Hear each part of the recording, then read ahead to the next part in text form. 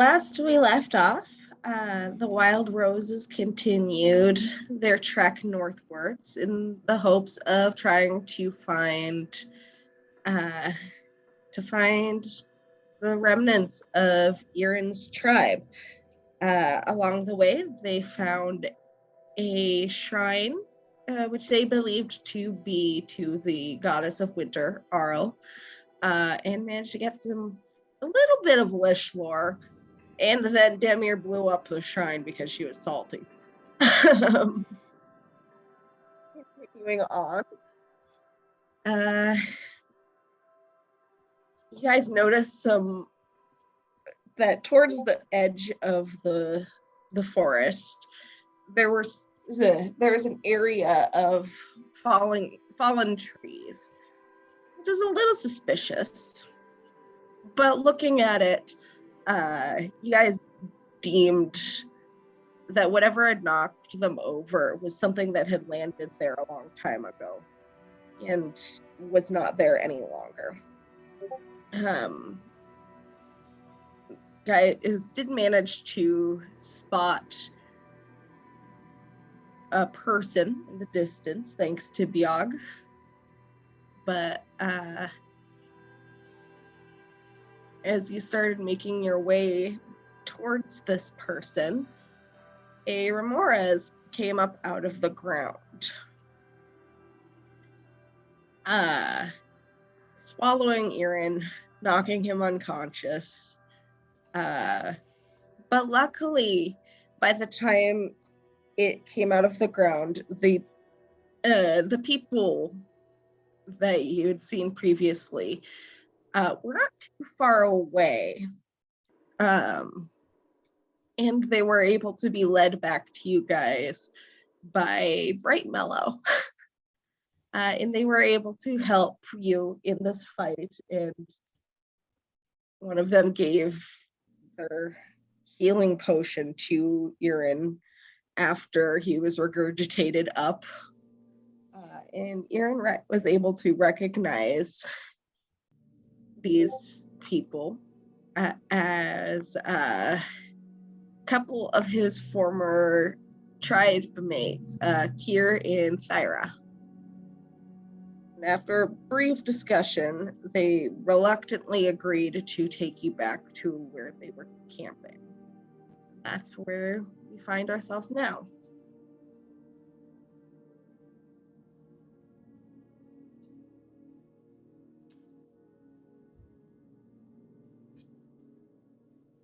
Sick. So what are you guys doing? Are you just calmly following these people back to their camp? Tobias, I know, would be following behind, probably towards the middle and stuff, sticking next to Levy. She's walking with wariness. She's what? She's like half cowering, kind of sort of behind him, just like, they threatened us. He'll offer her to walk under his cloak with him, with an arm around her shoulder reassuringly. Warmth! Yeah. Anyways. It's probably good that you're doing that because, as I mentioned before, the trees are thinning out and it's pretty cold. You're walking through the snow. It's kind of snowy. It's snowy. It's cold. I guess Eirran's probably up in the front, right? So Lisha's probably going to be up towards that. And an eye on him. Demir is kind of like following Eirran's lead as far as like behavior, I guess. But she's probably in the back of the group. Someone's gotta be. That's fair. He's quiet, he's stretching. He seems like he's mostly trying to just not give any impression. under the assumption that if he doesn't, it can't be a bad one. Valid. I am going to like kind of like keep an eye out in the back and like make sure that there's nothing still creepy crawling around. But roll a perception check. rolled a 20 for me earlier. No, let's see. That's a 13, I think. Okay. You don't see much of anything right now. Cool. And the way you guys are walking, here is in the front, leading the way, and Eirran is trying to be next to him, but Kier's a little bit faster. Thyra is in the back of the group. I'm trying to find the right words to describe it. She's making sure no one gets left behind or no one's gonna try any sketchy shit. She's clearly keeping a close eye on all of you.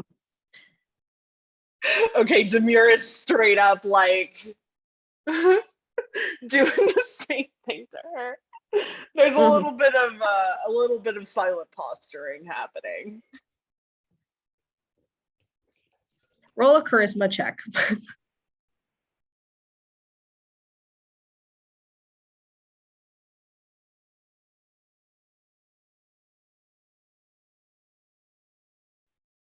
Sorry, I didn't realize I was muted. That is just a regular charisma check. Mm-hmm. That's a 15. Okay. She doesn't seem too impressed with your posturing. Valid. That is very low for Demir. She is also very cold, so. Yeah, it's fucking chilly. Fun question. Could Levy keep a prestidigitated little flame in her hands? That would fall more under a produce flame. Damn it! Cantrip. Prestidigitation is more like creating sparkles in the air around you.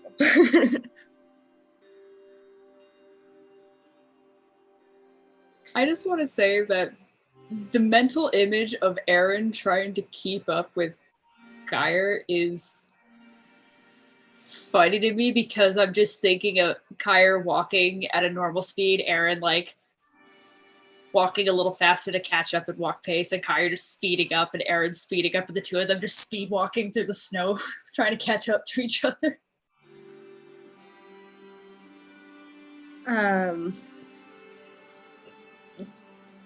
Here you get the impression he's a very tough guy, and he's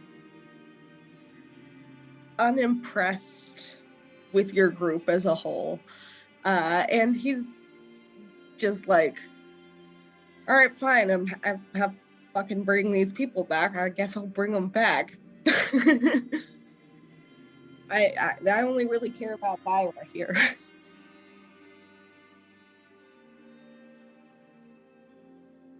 Valid half. Eirran, I'd like you to just make a wisdom check.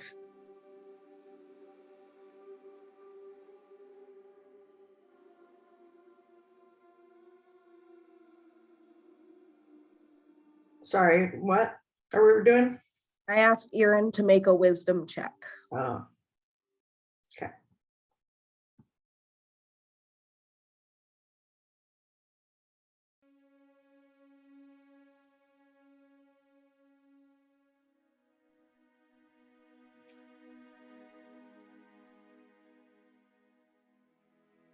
That's 16.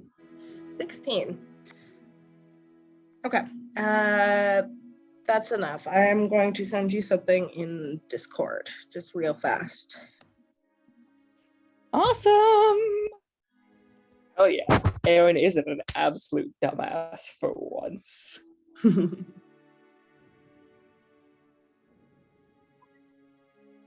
right on time, the screaming begins.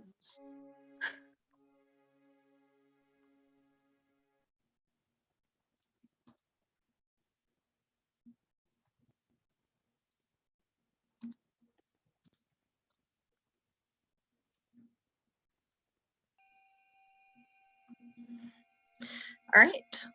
Is anyone else doing anything?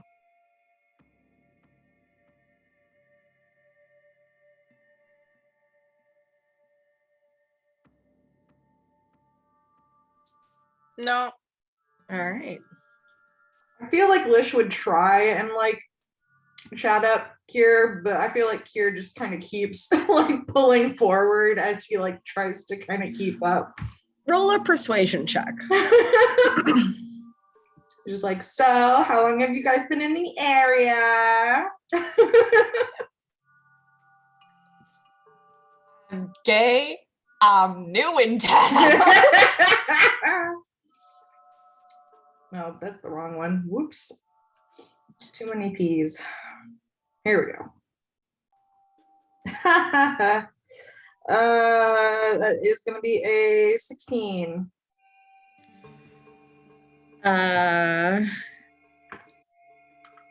He is very begrudgingly listening to what you have to say. I mean, he's mostly just asking questions like, he you guys live rolled, far he from rolled a natural here? 16, but he's got an 8 charisma. He was just like, what's it like living out here with all the fire stuff? You got a lot of family, you know, just like little whatevers.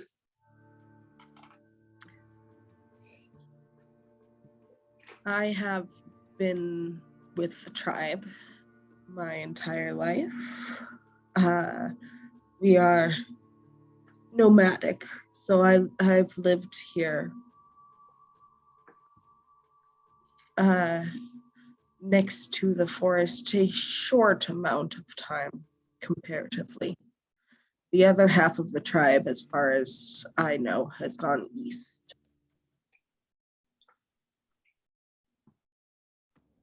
You guys meet back up together, or No. Eirran is cringing hard in the corner right now. The corner of the tundra that you're walking. Eirran just like walking straight line, hears the question, deviates far off the path to go cringe in the corner before coming back. Just leaves. goes over to this side Like, of the well, tundra I'm and Eirran suddenly teleports to the northmost point on the map. Corner manifests behind Eirran. We world roll map of- initiative. Or say, because there's places that are further north than the continent you're on. I'm gonna Anyway, answer Start someone T-posing in the say. corner of the skybox. Exactly. You know, in Skyrim when giants hit you with the club and you just shoot off into the sky. Like, this is Eirran. it's like that, except it's the fetal position.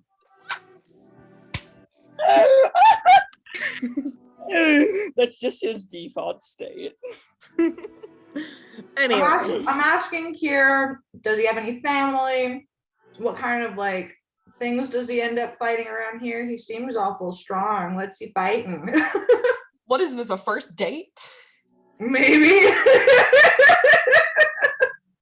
You don't know it's not. We know it's not. I do not have a family. No. Mostly we try to avoid creatures like the one you just saw.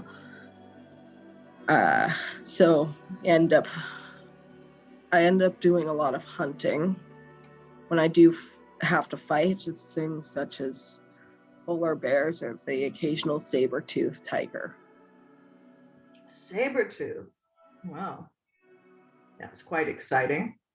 Those tend to live further north, though. Are you all continuing to head north, or have you found your place for the season? At this point in the year, we, as far as I know, intend to stick closer to the forest. And come the right time, we will move to the east. Are there a lot of you, or is it a relatively small band? Relatively small these days. And he kind of like looks very pointed. He has some thoughts. Lish is definitely picking up on that and very much wants to press his finger into it, but he goes,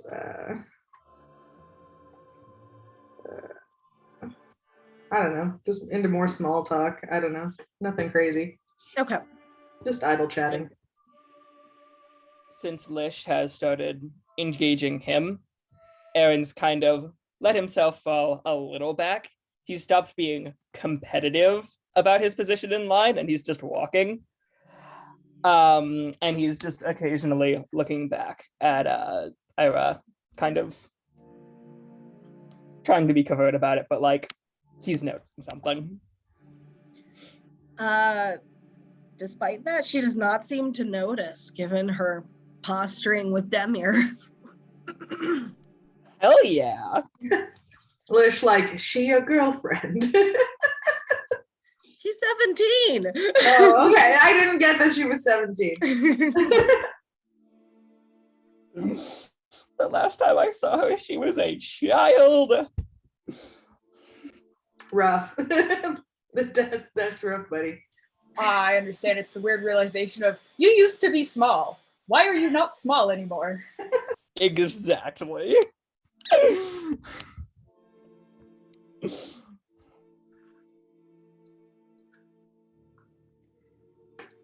And that's what we're doing. So, Kira leads the way. It starts to get darker, and when it gets darker, it gets colder. So at this point, I would like everyone but Lish to make a Constitution saving throw.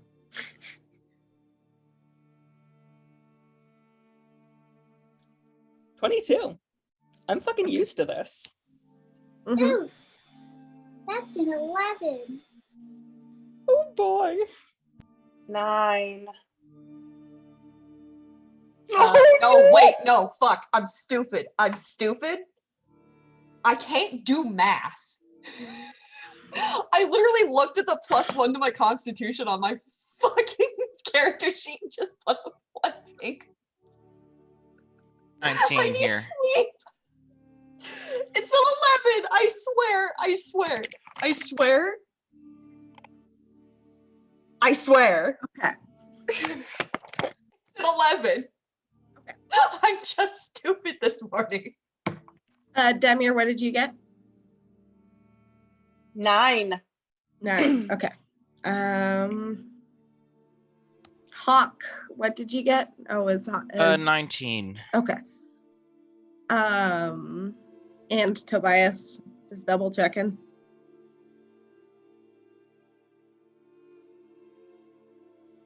$11. Okay.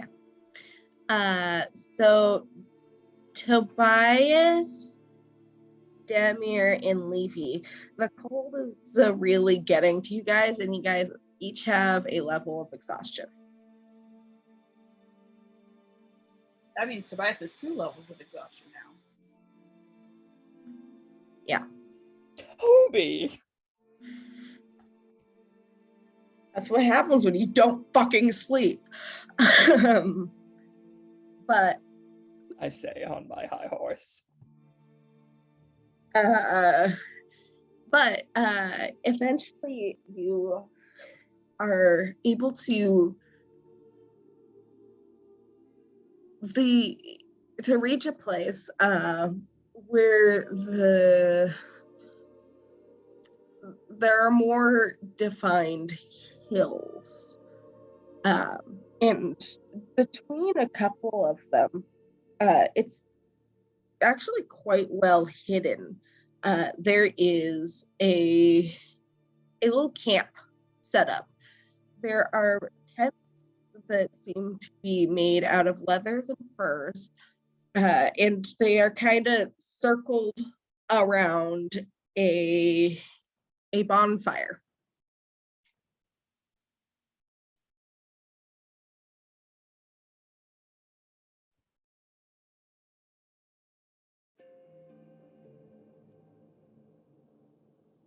Eirran, you would know that this is the typical way to set up camp.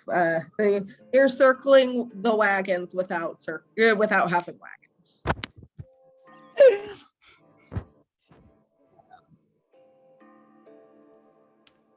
He's gonna look like surprised a moment, and then he'll collect himself like, oh, I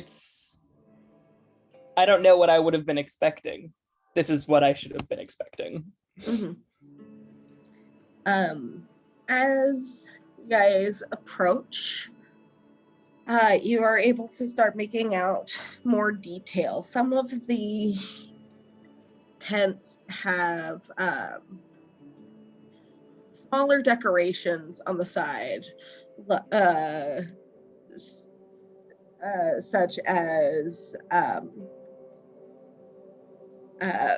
beads and feathers woven onto a string, kind of just dangling on the sides.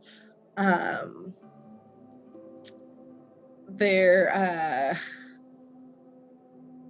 couple of them have symbols painted on them, and you start to see some people too.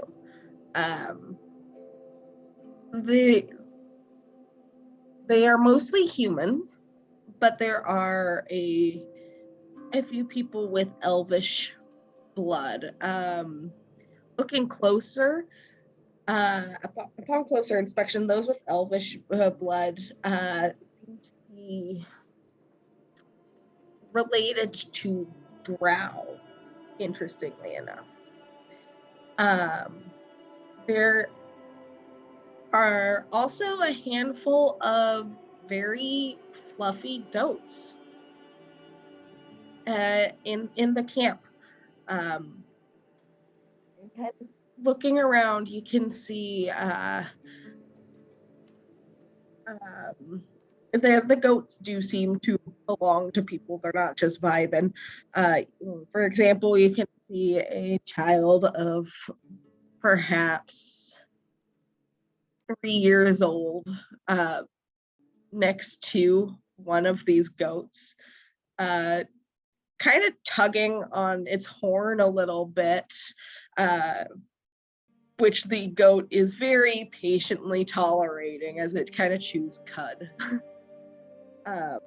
And the people look up as Kier and the Thyra return. And a couple people do notice Eirran, and a couple of them are watching cautiously. One or two maybe whisper to each other. As we come in, Eirran is looking around and whispering under his breath the names of everyone he recognizes, trying to tease out who all's out.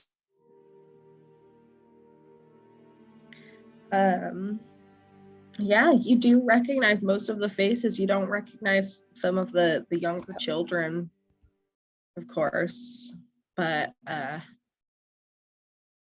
yeah, you know these people and they seem to know you.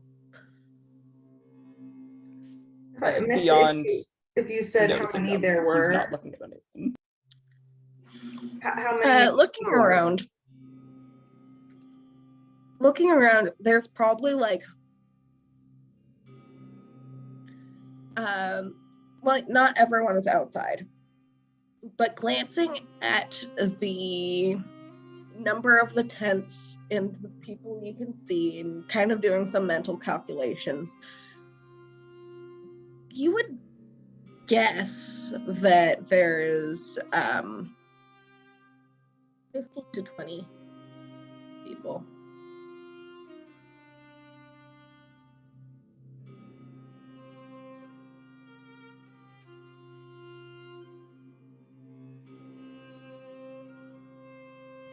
Alicia's gonna look at Eirran and gauge kind of what that reaction is looking like. Roll an insight check.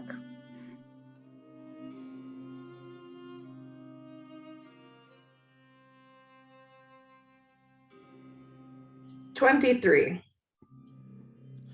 Dang. Okay. I mean, he's not necessarily disguising his intentions that well in the first place. But he does not know how anyone here feels about him right now. Or how he's going to be received at all. And he knows that this is noticeable and that people are going to be looking. Huge group coming into camp. He's here. Some people are going to recognize him.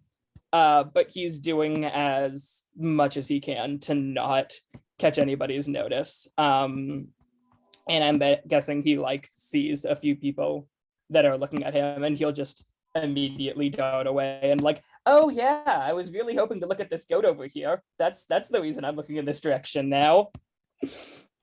He's frantically avoiding anything he can. There's a bit of cowering going on, basically.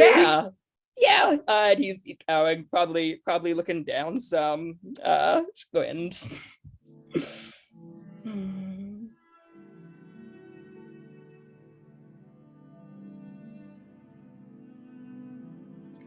There's gonna be this awkward silence. But Lisha's gonna, I think, go over to Eirran and kind of pull his forearm and pull him towards the front of the group a little bit. Yeah, he'll be like, oh, and himself be dragged forward. This is he's not dragging you, okay? It's more of a kid that needs to go up to the front of the class to give a little speech and is very scared, and so the teacher's kind of yeah, he'll move in. He'll move. Help your body to move into the front now. You need to listen to my words. Hope y'all prepared for a lot of awkwardness. Oh, we're feeling it, I'm sure. What is awkwardness? What do you mean? Excellent. So Kier leads you to a tent that looks unremarkable in comparison to the other ones, except that it has a symbol sort of woven into the leathers at the top of it. And those who want to can make a history check. I'll make an attempt. Well, I'm rolling really great today because that was a 10. 11. Whoa, 21. All right. Interestingly enough, Tobias has heard of this symbol. This is called the symbol of a web of word, which in the North can represent the interconnectedness of the past, present, and future. It's supposed to be like a metaphor of fate and destiny. And It's called the symbol of words. the web of word. And I Web of will word. put that picture down for you. Let's see if I can find the right channel. Thank you, Discord.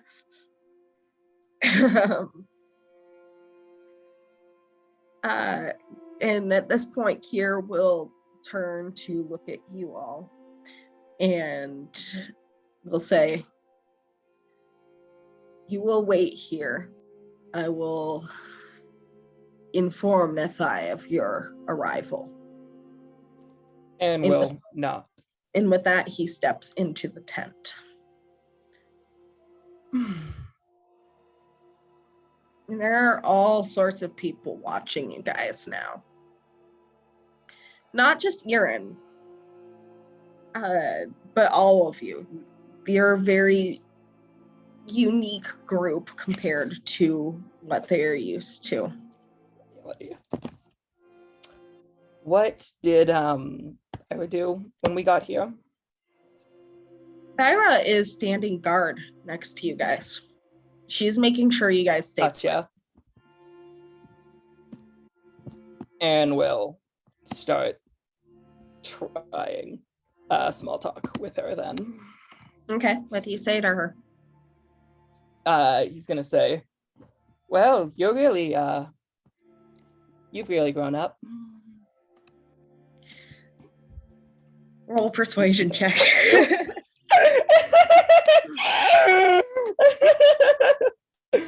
Oh. That is a 6.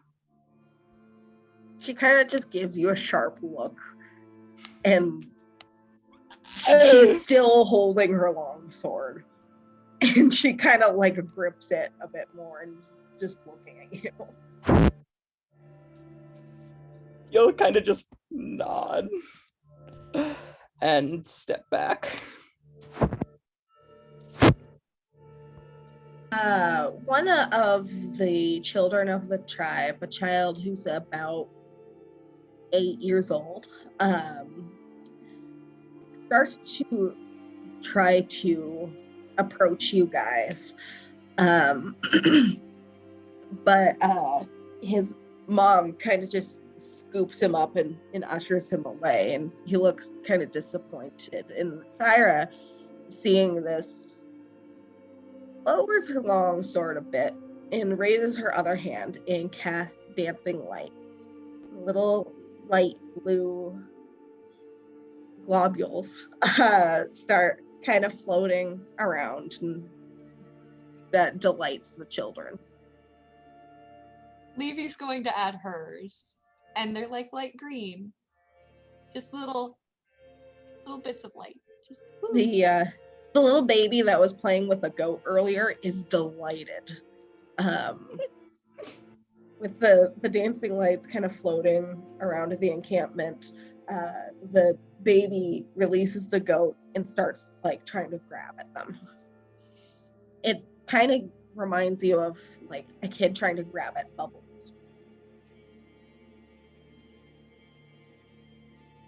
She's still Demir, shivering too. Yeah. Everybody's cold. I was gonna say Demir is doing her best not to show how much the cold has affected her. Like she's kind of putting on a like very distinct front of like nothing is bothering me. Roll deception check. Yeah, with my passive 22, can I tell who's shivering? Let's see how high Demir rolls. Not well, That's judging from a- face cam. That's a natural one. Yeah, you can definitely tell. Your friends are unhappy. I just imagine like I'm just imagining Demir like, oh no, everything is fine. I've never been warm in my entire life, while she's visibly shaking from the cold. Oh, it's very much like like she like tried to like pull herself up and stand upright, but like it is so obvious that her entire body hurts from the cold. And even though she's like trying her best to stand upright, it's just not like it lasts maybe a handful of seconds before she like literally like hunches in and like pulls her hands back in. I think seeing this and seeing Levy and even Tobias shivering and shaking, Lish will kind of go over to Demir and kind of pull her in a bit and look to Thyra and just be like, would you be opposed to us going and sitting by the fire? Roll persuasion check.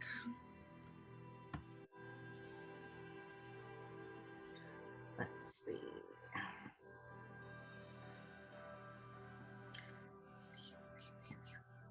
Can Levy help by looking really fucking pathetic?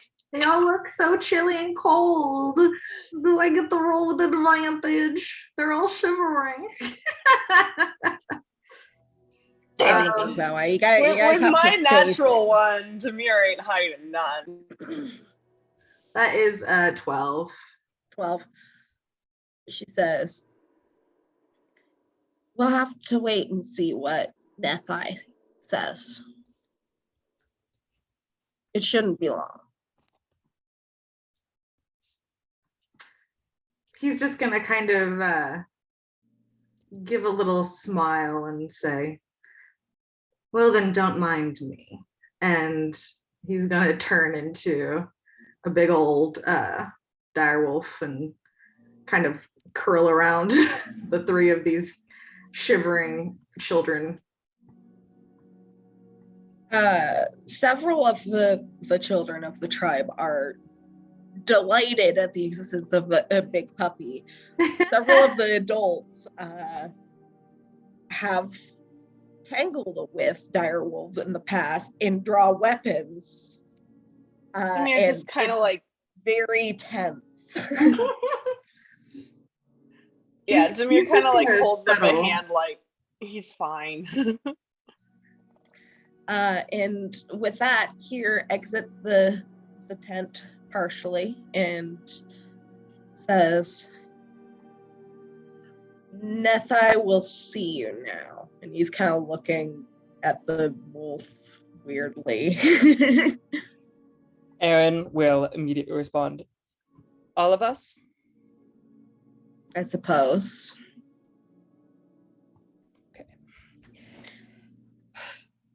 And he'll head in, and on his way, he'll indicate and say, thank you for supporting us thus far. And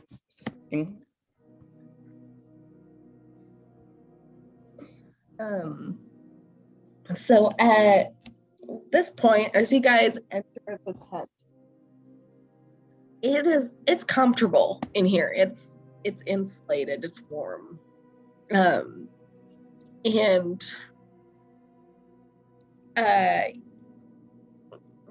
there's not really much around you. There's a bedroll in the corner,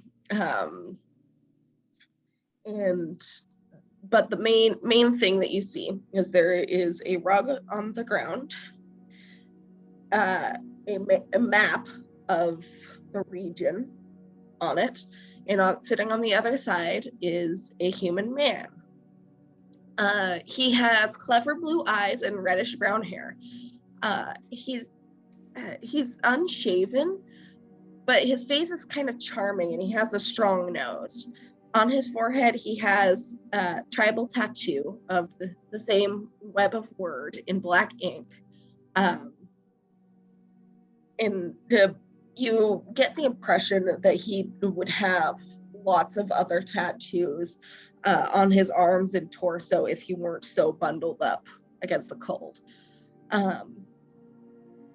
There's just something about him and the way he's holding himself.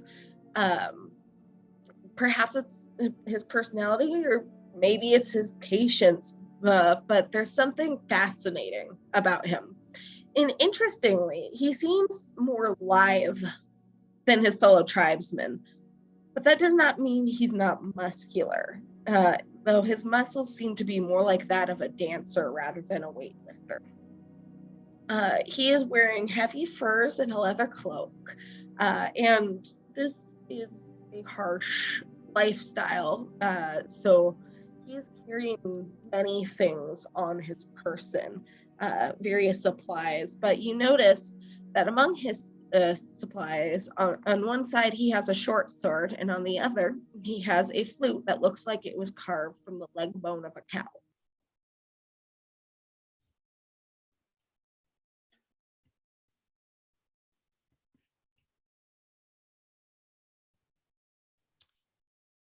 Lish is ushering in the cold ones behind everybody else, Mm-hmm. kind of taking up the rear. Is Are he you going? still a wolf? God, man, I really did just burn that wild shape. It would be a shame to waste it. I mean, at the same time, you're the most charismatic in the party, as far as I know.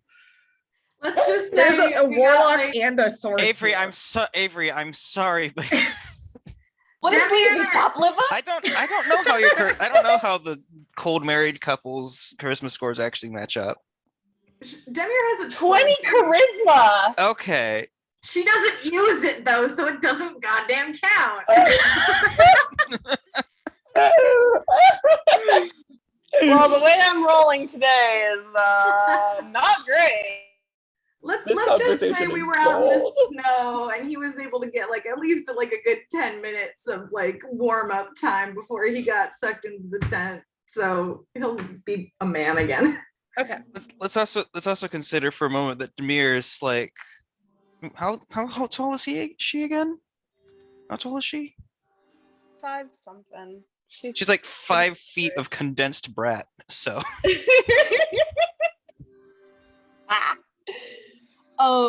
Does this count as another instance of Hawk roasting Demir?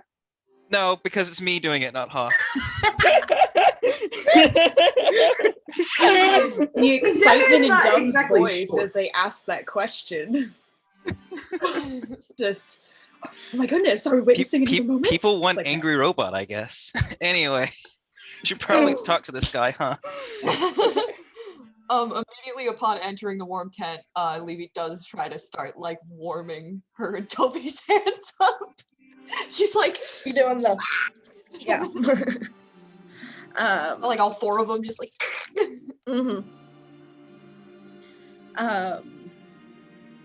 Here, once he sees that you guys are in the tent, he slips out behind you. Well, he gives who you assume to be Nethai a nod and then slips out.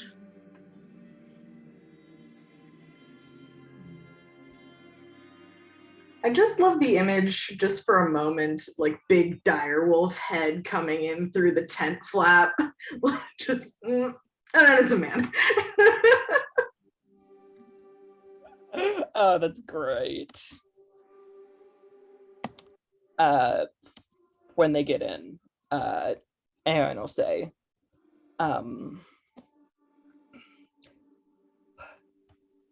hello, Nethai.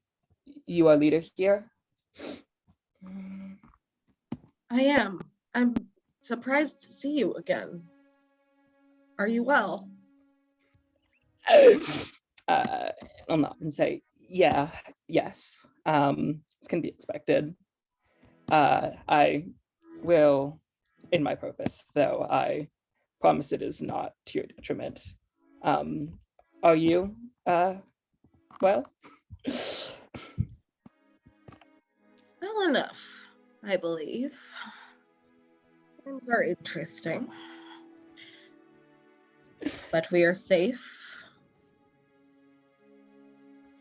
And he kind of leans back a bit and looks you all over one by one. And he says, he kind of waves his hand to the rug before him and says, why don't you all have a seat? Thank you. And Eirran will sit down and then just kind of stare at the group. Levy's already like kind of ushering Toby to sit down with the rest of them, like a beat after Eirran, because it feels very official. So manners are a thing. She's trying. She doesn't know what she's doing, but she's trying. We love her. Hawk silently follows along and sits down on one of the corners, cross-legged. All right. Demir will probably sit wherever. Sorry. Demir will probably sit wherever Lish herds her. I don't think that she's really.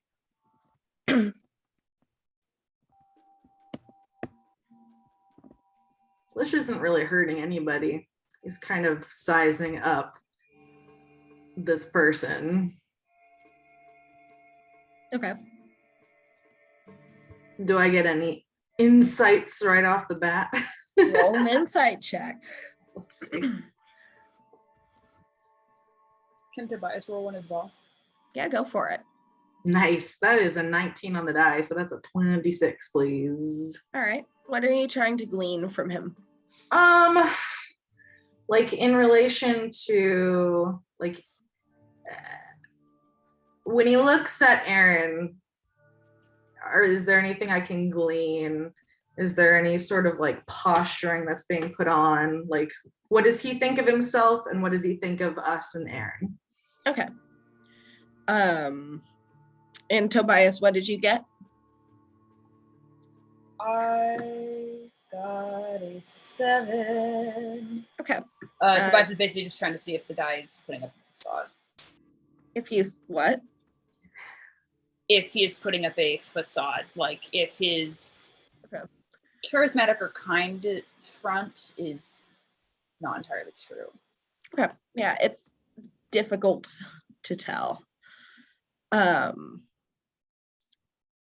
Though Toby, since you did roll roll high enough to recognize the web of word, just roll another history check while I tell Lish what he figures out. Lish, looking at him in the way he's interacting with Eirran, there's a genuine surprise to see him. And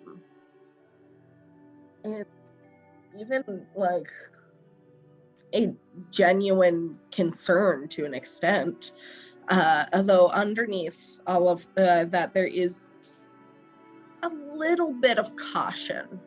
Like he's not quite sure why Eirran is here or what he wants.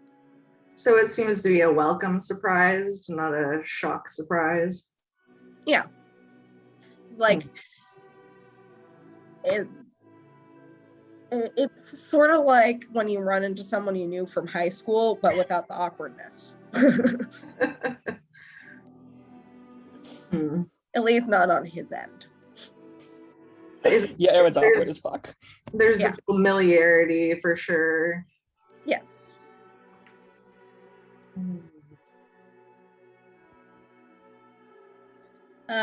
Tobias, what did you get on your history check?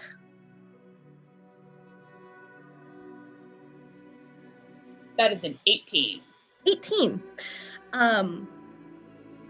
In what knowledge you know about how tribes are run based on how Offsea has spoken to you in the past, and what you've seen of Father Sugar, looking at this man and the way he is presenting himself, the word sort of just comes to your mind. This man is probably a skald.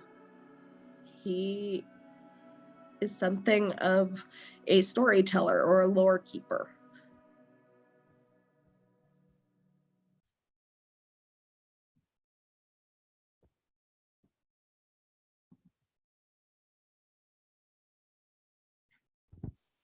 Okay, I go.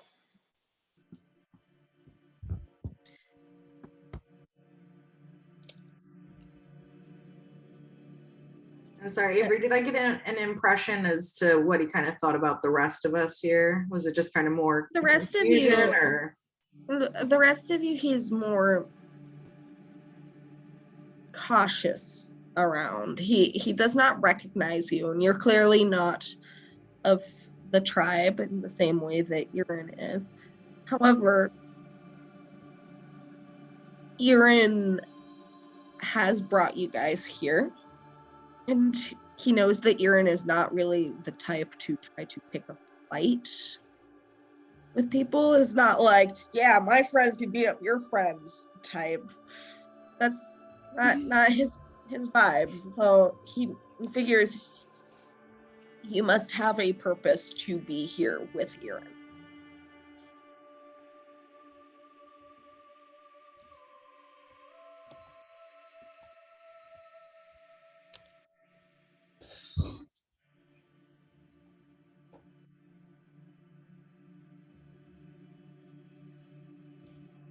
So what do you guys do? Lisha's waiting for Eirran to say something.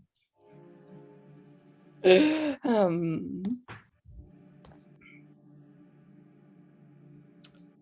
I think while sitting down, Aaron will kind of realize that there's no context here, and be like, these are my friends.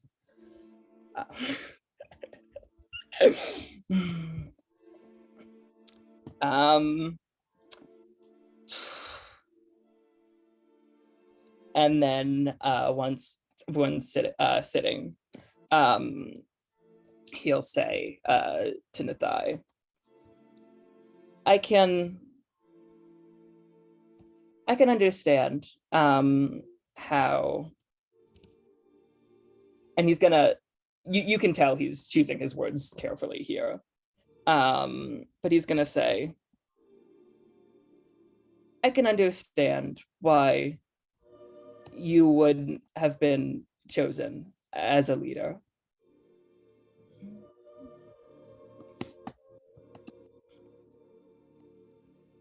Well, I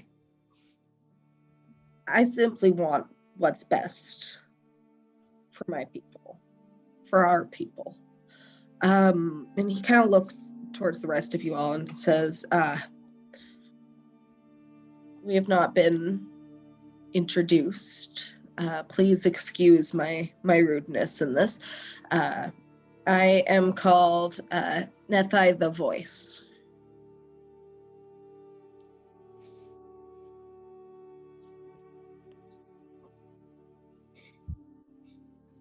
I guess Hawk will start with the. Sorry? Lisha's just gonna go, it's a pleasure to meet you. I'm Lish.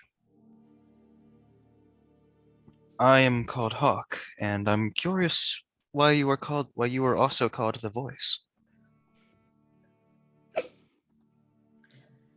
I am a storyteller.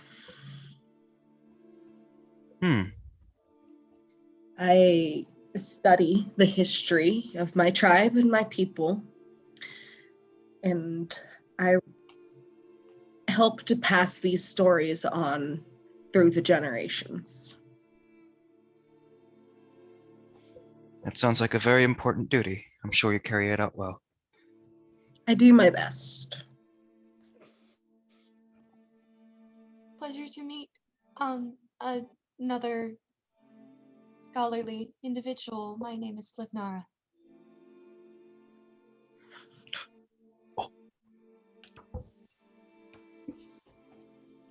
16 charisma, baby. Mm-hmm. Nice try, but right now I'm playing a guy with 20 charisma. Oh boy. Just because you've got 20 charisma, Demir has shown it doesn't mean. Demir's problems are her own. This guy Is this talking. roast Avery Day? I'm so sorry.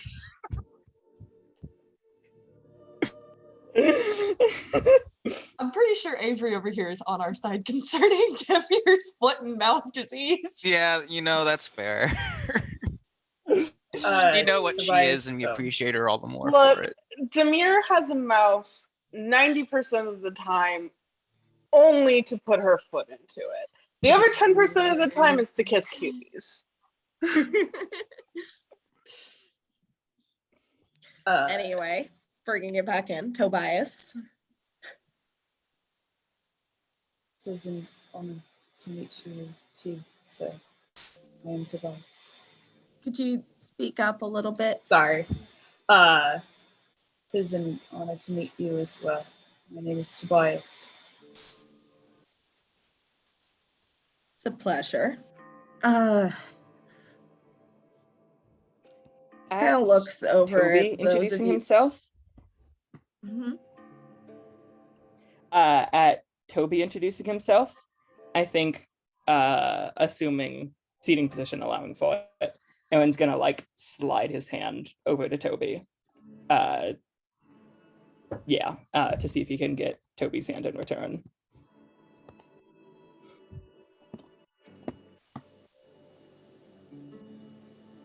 Tobias looks at the hand uncertainly. Like, he doesn't know why Eirran is reaching over him, like if he wants him to not speak, if he's just afraid he might mention anything about the werewolf or the were tribe. Tobias just kind of looks at it with uncertainty before going quiet and just kind of like looking down at his own hands, or keeping his gaze directed to the floor. I don't think it's actually looking in his direction, so if he doesn't do anything for a moment, Eirran's gonna start going like,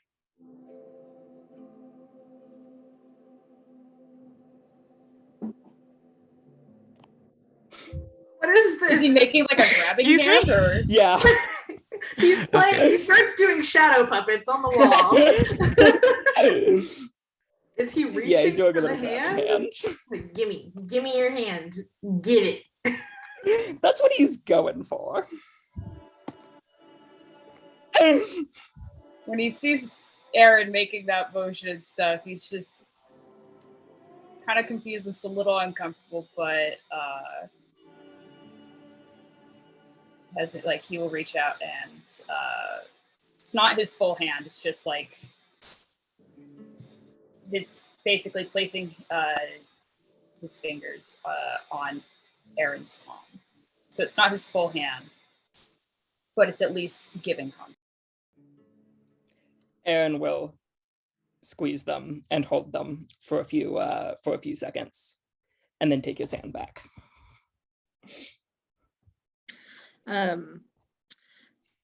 Nathai notices this exchange, and says, "Oh, I'm sorry. Is this your husband?"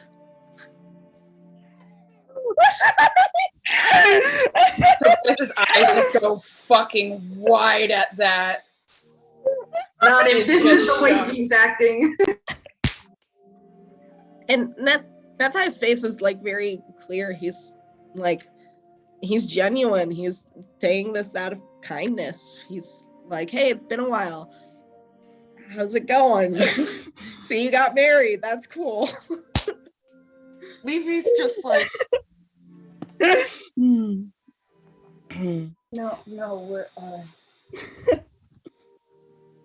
we're just friends.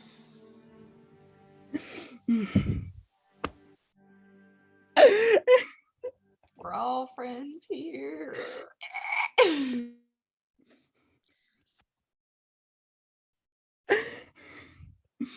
Okay. Compose. Well, regardless, can I ask what you're doing here?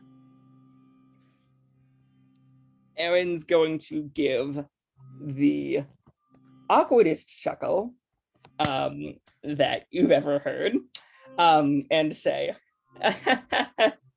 actually, it is a baby. It is a matter considering family. I have been hoping that my mother is here, Fume. She is, actually. Aaron's going to nod and say, at time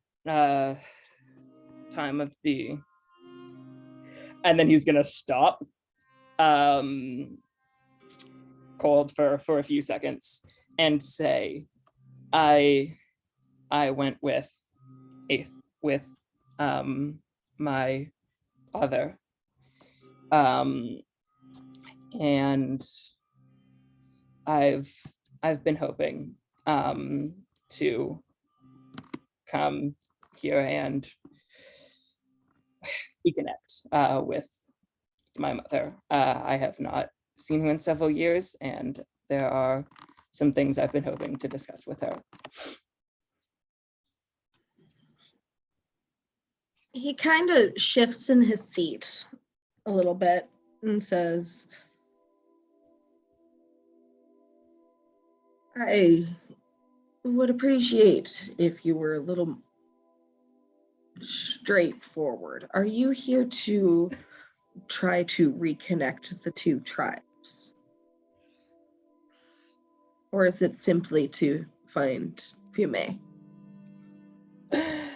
Eirran is going to kind of lean back and put his arms behind him, so he's now balancing on them. And he's going to say, I have no grand intentions past domestic considerations.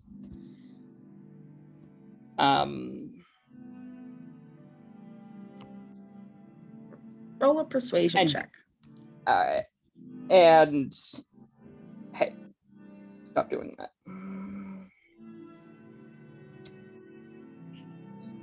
Ooh, that is a 18. 18. Very well. And yeah, unless he looks like he has not necessarily more he wants to say on the subject, but like just questions he's not asking. Okay. Nethai nods and okay, bye. He nods and looks kind of thoughtful. That weariness, that caution that Lish had picked up on before relaxes. He says, very, very well. A couple of times, those that chose to remain with Valet had come to us hoping for peace. We are peaceful, but they had come to us hoping to rebuild what we once were. And the idea of such a thing is uncomfortable for several of us here, and we wish to avoid that as much as possible. In what way would it be uncomfortable?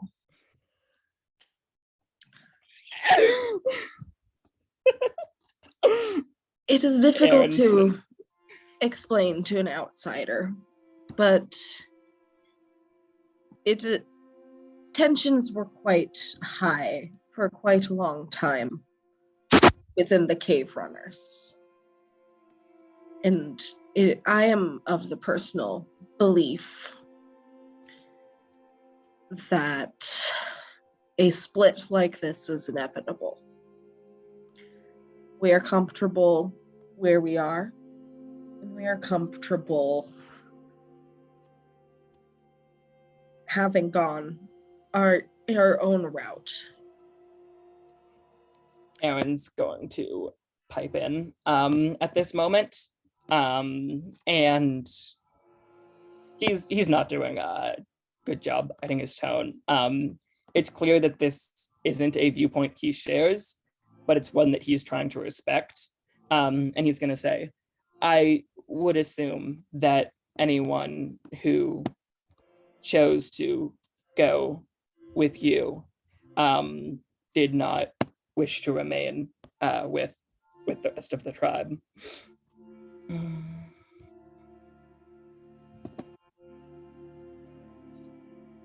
The tribe, in a way, was old-fashioned in its beliefs. I am of the opinion that those who wish to should have the opportunity to move forward. Everyone should have a say in the goings-on of the tribe, not just a select few. Eirran is just retreating into himself. And he notices this and says, I mean, no offense, I am simply stating what my beliefs are. Aaron's gonna nod up at him and kind of push himself back up.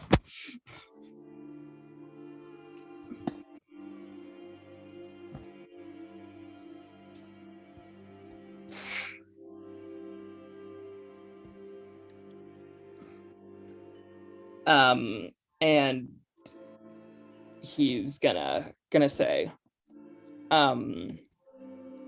with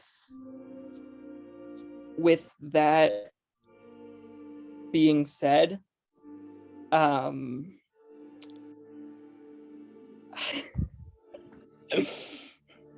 with that being said, I do believe that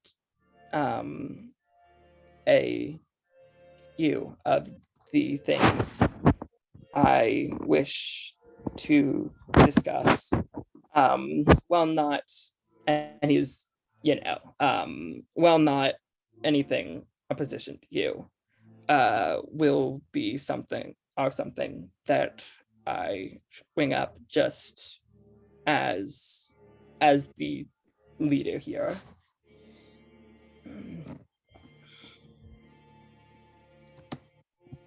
And he's gonna wait a minute to see if Nithai is gonna respond to that immediately. But he'll continue if he doesn't. I have no qualm with you.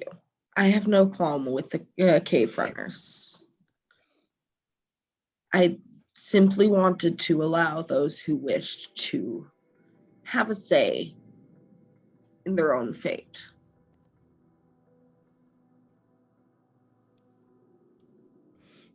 Aaron's going to nod at that, and then continue. There are, among just wanting to see her, she is my family, and I have missed her. I am also looking, and he's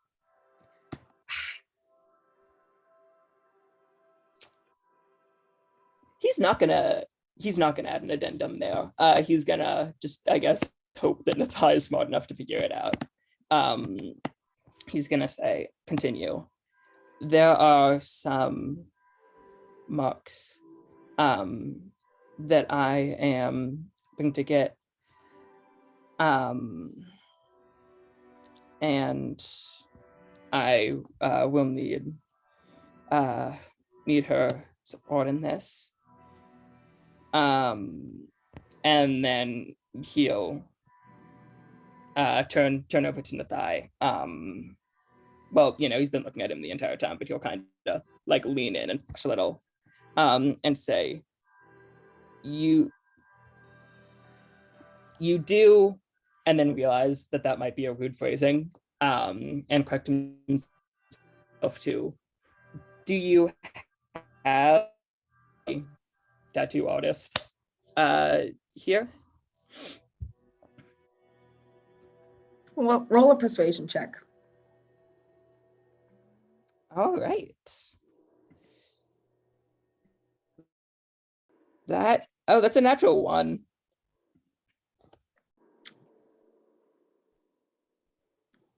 That is not for me to say. If you wish to, well, you are welcome here to stay here, you and your companions. And he looks around at the rest of you. So long as you do not cause any conflict. It is not up to me to volunteer the professions of those who may not wish to share. And I'll nod. Can I please insight check that? I want to insight check all of that. Yeah, go for it. Fuck. 12. 12. You get the fact that he's being very genuine. He doesn't know how the individuals of the tribe may feel about Eirran being here. And he doesn't necessarily want to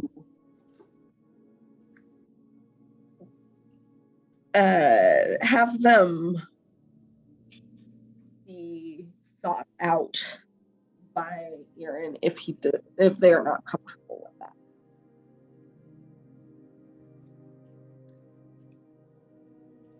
Okay.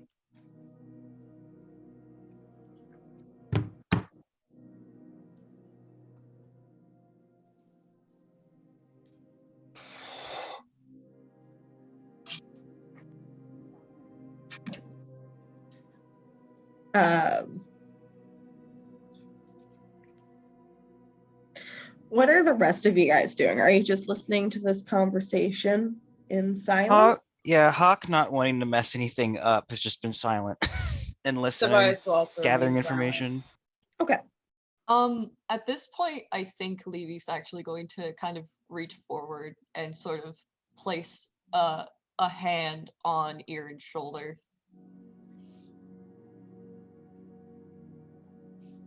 Eirran will notice it, and he'll reach up and pat her hand and then take his hand back. She's gonna just squeeze yep, his shoulder got and that. lean back again, support offered. Man helped. It needs help.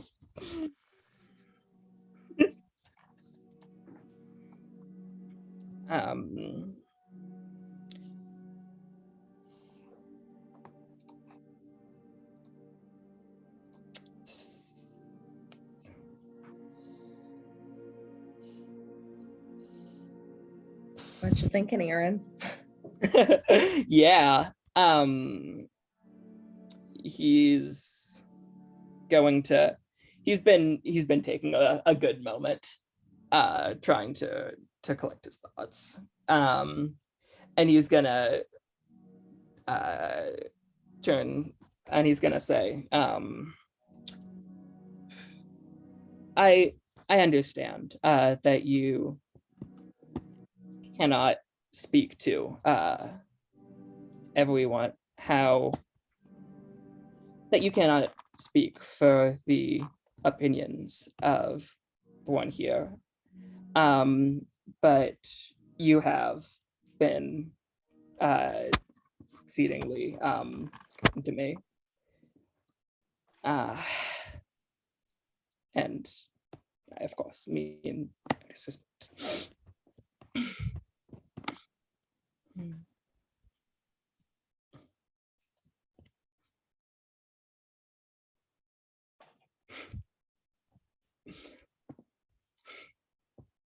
And he's that trails off, and that's the sentence he said.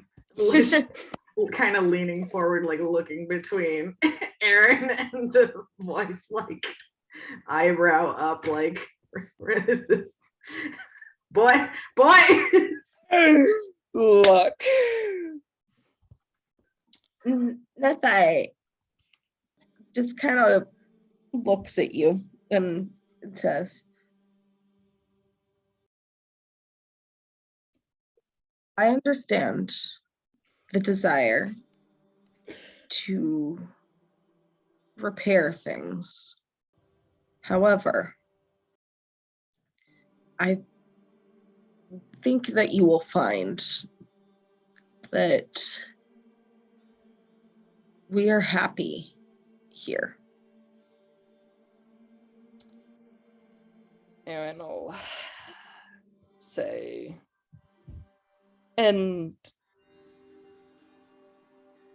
I am glad for that. I'm sure that is due in no small part to your own efforts. I commend you for that. And I, too, want nothing more than for our people to be happy. Of course.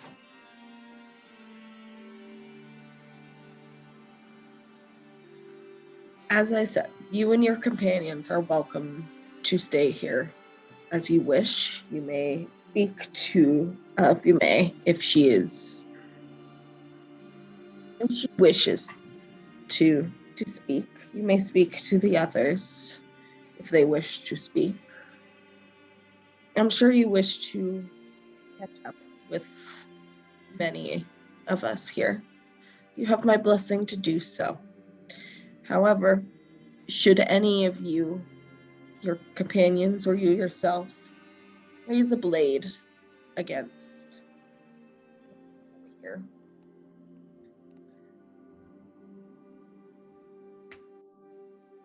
you will no longer be welcome.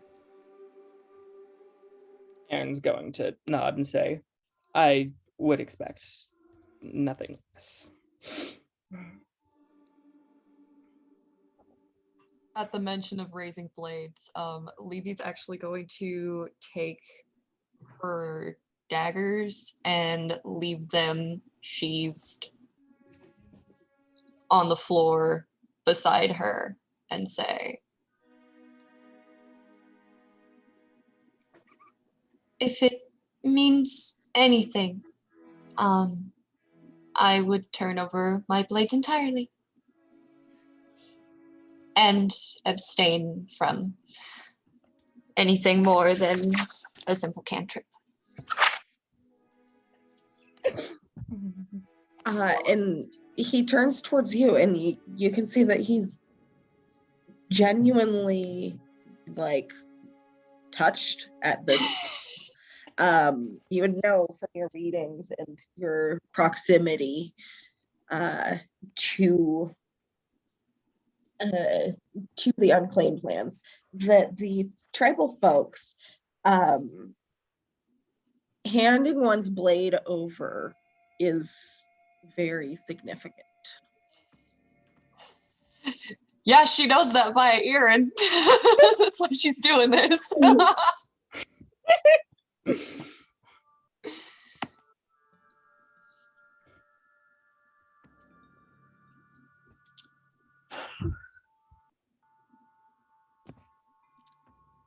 She will actually push her daggers towards Nathai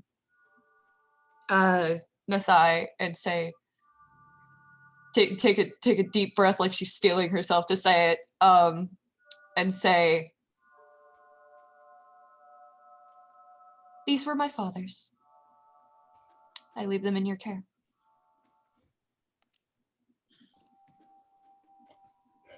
When the time comes for you to move on, you may retrieve them from me at your leisure. Until then, I will watch over them. Thank you.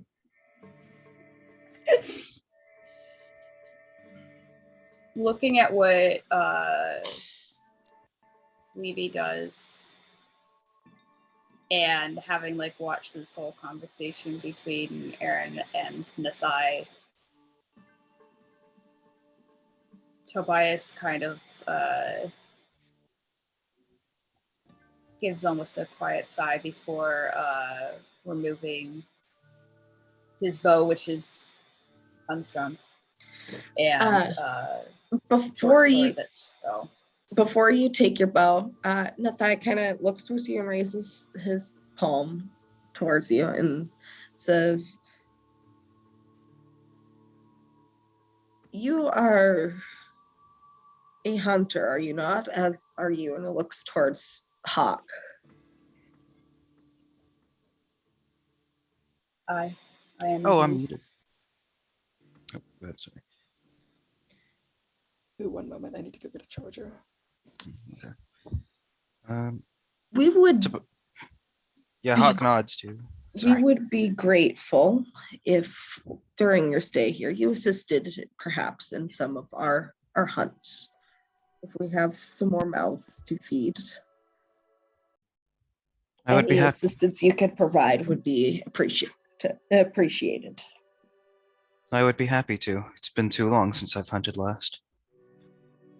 I'd be more than willing to as well. But I I would still warn you, leave. we try not to hunt too much within the forest. We are trying to help repair the damage from the fire, and we want things to regrow and more creatures to be replenished. Just be cautious about overhunting. Of course. I think I myself will ask for directions first, where to turn my arrows and whatnot. Of course.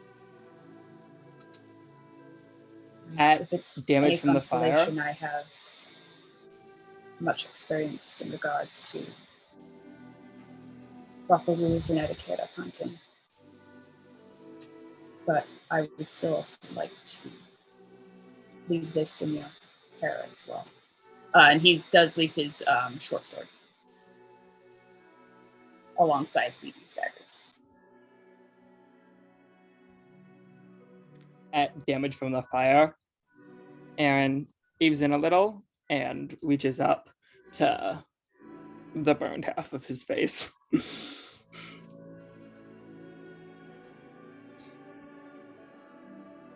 I have a question. Are you asking me as the DM or me as Nethai? I'm asking the side. Demir rolled a natural 20 on her intelligence check for this one, so. Ooh.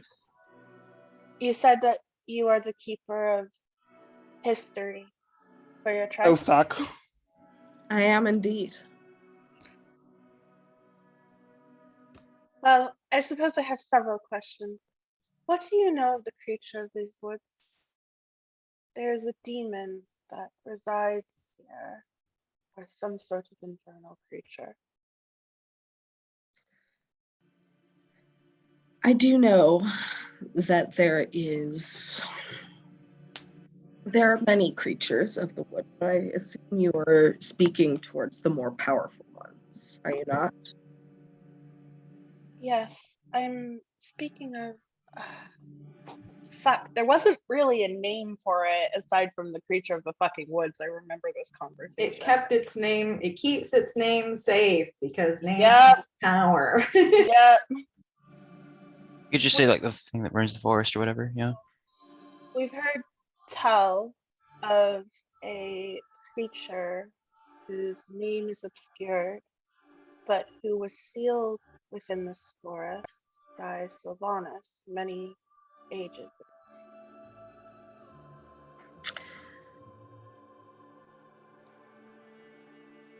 According to the lore of our tribe, I am uncertain how much Eirran has shared with you. Very little. Sick fucking bird. Our people once lived close to a caldera in the western mountain range of the continent.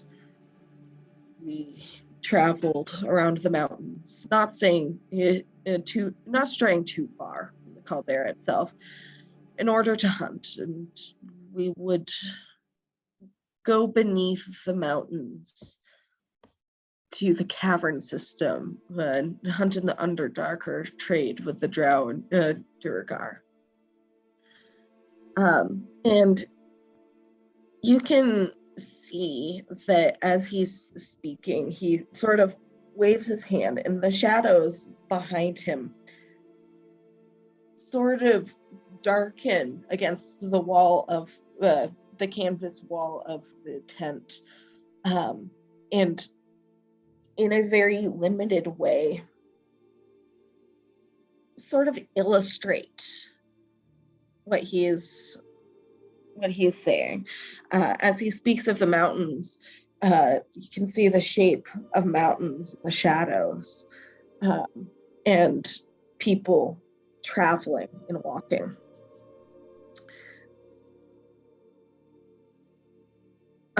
According to the stories, our tribe was forced to relocate after strange creatures came up from the Underdark and attacked, cutting our population in half and killing our leader.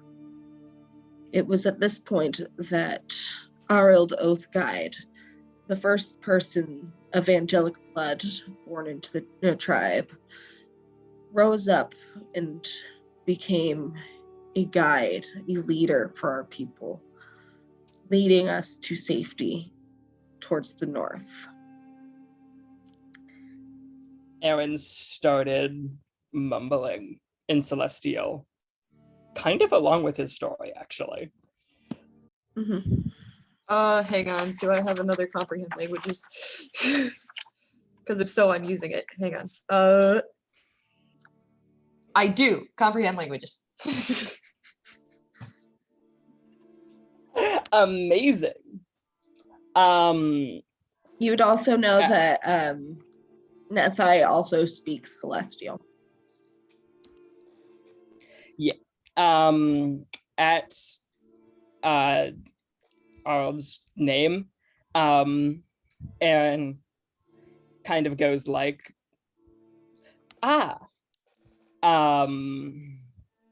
and then further past that, he's just like, he's mostly just saying like yes and mm-hmm, and just I'm hearing this, but he is occasionally being like yes and then and like down from the thing, and he clearly knows less about this story, but he's like, he is audibly making connections from it, like, oh, and the that thing, yeah.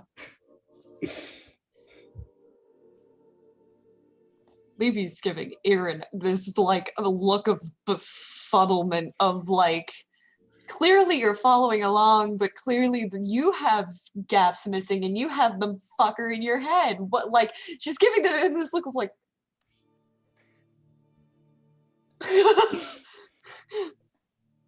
How do you not know this? He's screaming at you all day. yeah, like, she's like, how do you? This man's bossing you around. He hasn't told you the first thing about himself. God. Yeah, like, how do you not know the history of the ghost in your head, but also your people that supposedly you had been studying so much? She's so confused. All he knows is And- their names and occupations. He knows nothing else. And Levy, I probably wouldn't recognize it, but you can tell that a few of the times he'll say something like, I forgot. It is not him just saying that, it is directed at Arls. Oh. Never mind. Interesting. My memory isn't perfect. Arnold. Okay. All right. That explains. Oh man, this is great. Right. Yeah, she's gonna, if he keeps kind of getting a little lost like that, she's actually gonna kind of shuffle forward a bit and kind of sit sort of next to him but still behind him because this is his shit, but also she's gonna like maybe pinch his arm a little bit, bring him back to here now. Room. If Story. yeah. So he'll say, and Stone Celestial like, oh, sorry, and turn. Recenter himself on the thigh. Levius the Arnold, shut the fuck up, Bat. There we go. So Nathai continues. Our oath guide saved our people from total destruction. And he took us to what we believed to be the uninhabited north, where we believed we would be safer from the creatures that came up from below. Things were peaceful for a while. Arld helped to rebuild our tribe and ensure that we would survive and thrive. And being from the mountains and in the caves, we were used to colder climates, which certainly helped. However, when we got to this forest, we discovered that there was another tribe there. And we understood that this was their home and where they were from. And it wasn't until people began to disappear, began to die, that we realized that perhaps the folk in the woods were not as peaceful as they seemed. And conflicts started to break out along the edge of the woods. And at this point, the shadows begin to transform into long tree-like shapes with people on either side coming together in the middle. It was then that the tribe revealed, the tribe in the woods, that they were not as human as they seemed. And we were desperate for peace and for safety after so many had died in the caldera.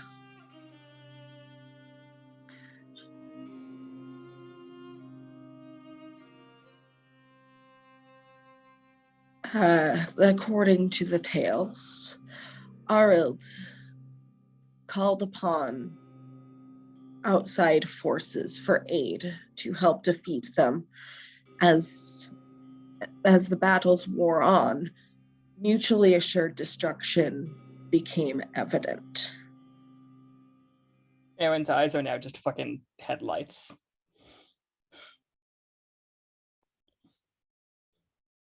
The being that answered the call, it is uncertain what it was.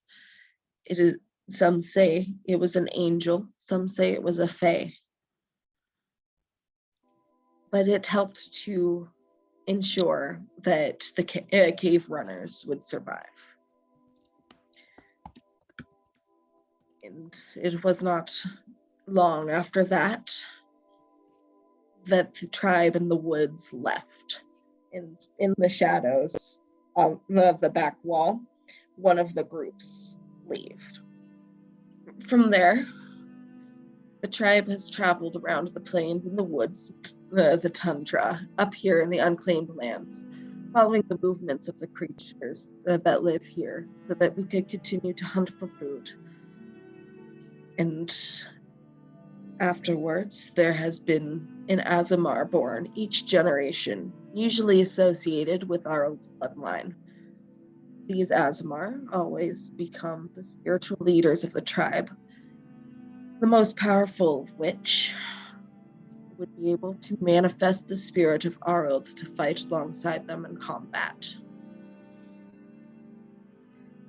Who'd want that dusty bitch? We don't want him. Eirran grabs at his tattoos, which Nathai would know are his lead tattoos. Mm-hmm.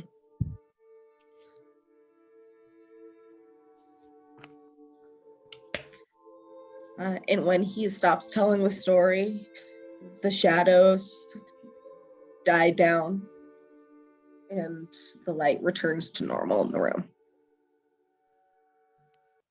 So this creature in the woods that Errol summoned, angel, fae, what do you think?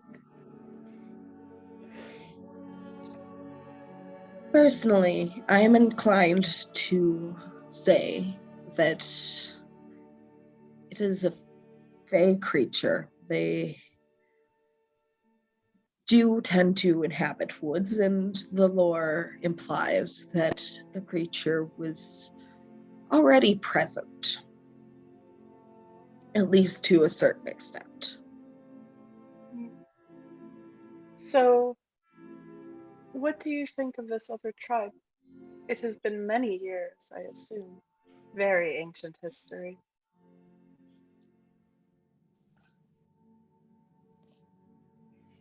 Personally,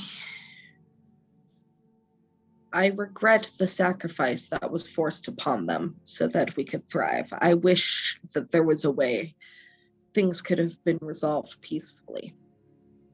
But this took place centuries ago.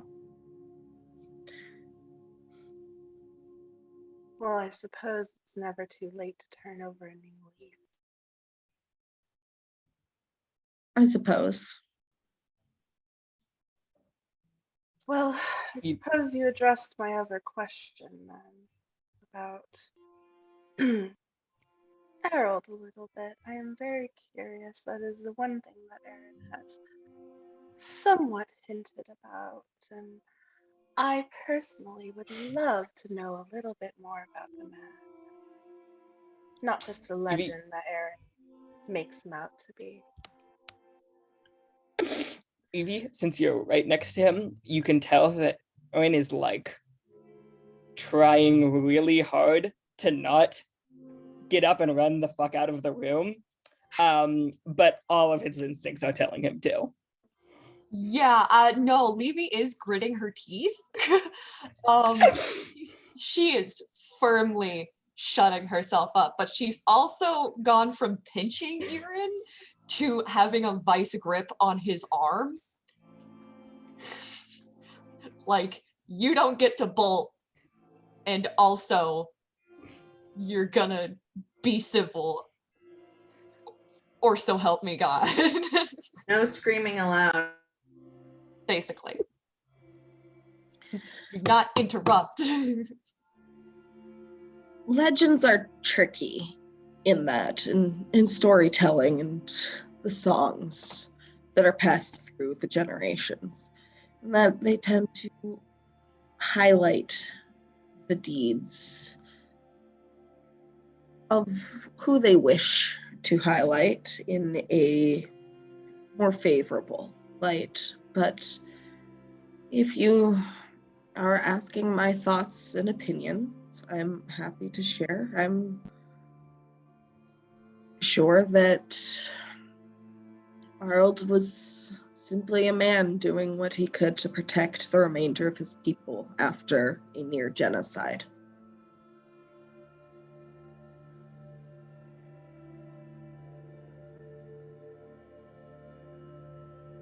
Makes sense to me, I suppose. Well, it is best to remember our ancestors as they were, mortals and fallible, as it is. I agree. Helps us connect to them a little bit more. Though I do enjoy the tales that are passed down through the generations, even as a skald. I do acknowledge, wish that, what's the right word?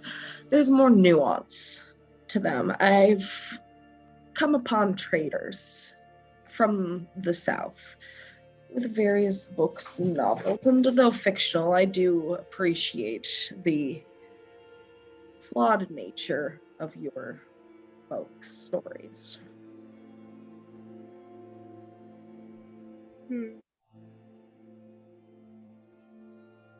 Well, without meaning to volunteer anyone, our companion here, and Demir gestures to Lish, knows quite a bit about the Fae, so I am sure that he would be very interested to speak with you about that. But that can wait for another day. I would be glad to exchange any stories you wish to exchange. I enjoy gathering lore. Certainly. But for now, I think we could all use some rest. Of course.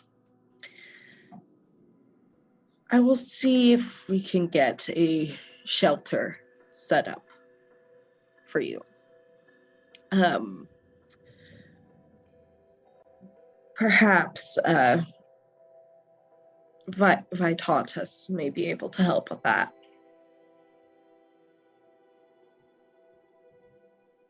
Okay, sorry, just to make sure in my notes, is Vitatus Eirran's mom? No. Oh, okay. Have we heard her name? Yes, her name is Fume, Fume. Okay. which is spelled, if I can find it, just a sec. Fumei. Fume. All right. Cool. Thank you. Sorry, I just wanted to make sure that my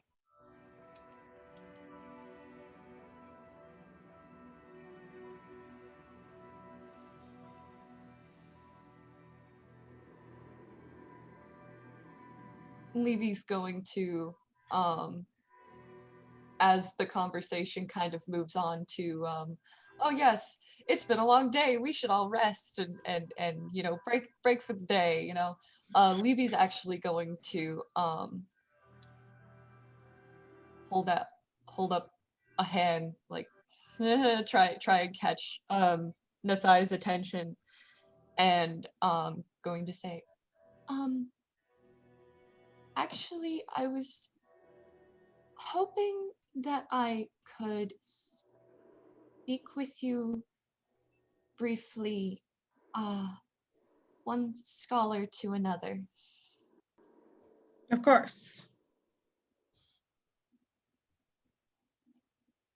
While things are set up, of course, I wouldn't want to interrupt any processes or keep anybody else up and about for longer than necessary. We are all rather tired from the cold.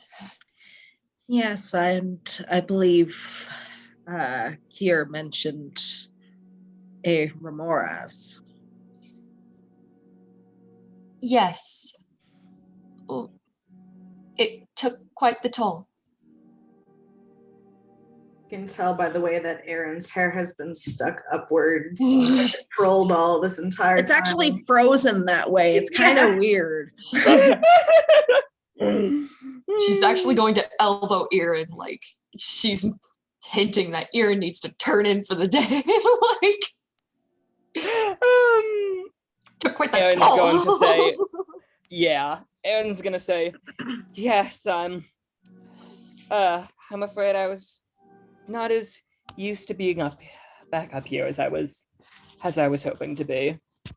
And then he's gonna start standing up. He's gotten his hint. Well, thank you. You've been very accommodating. And I hope we are not too much of a burden, and that there is something we can do. And he's just gonna nod like, yeah. Was that a good enough?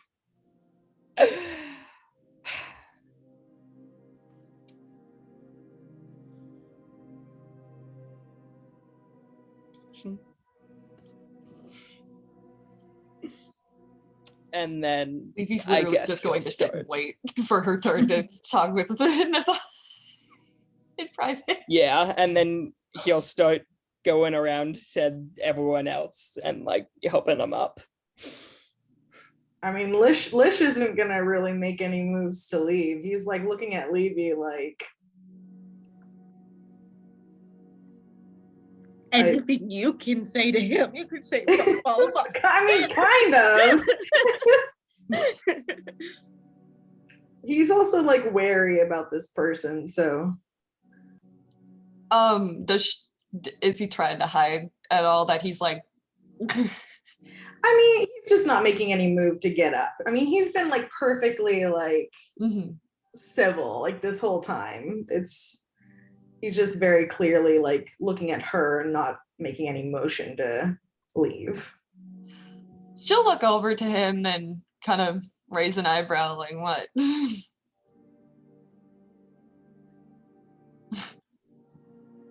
Tobias will lean down a little and murmur to Levy, would you mind if I stayed?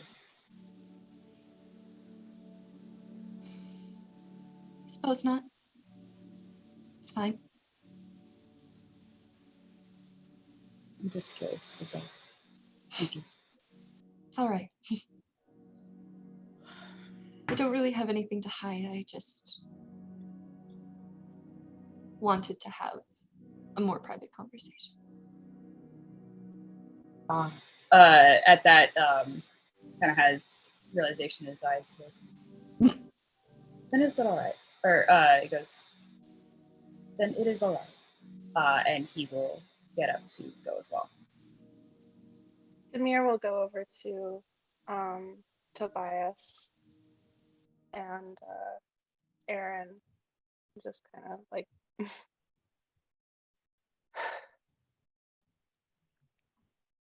not all of us are budding scholars. I trust if anything important comes up, you'll tell the rest of us, yes? Oh, of course. It's really just personal interest. Okay.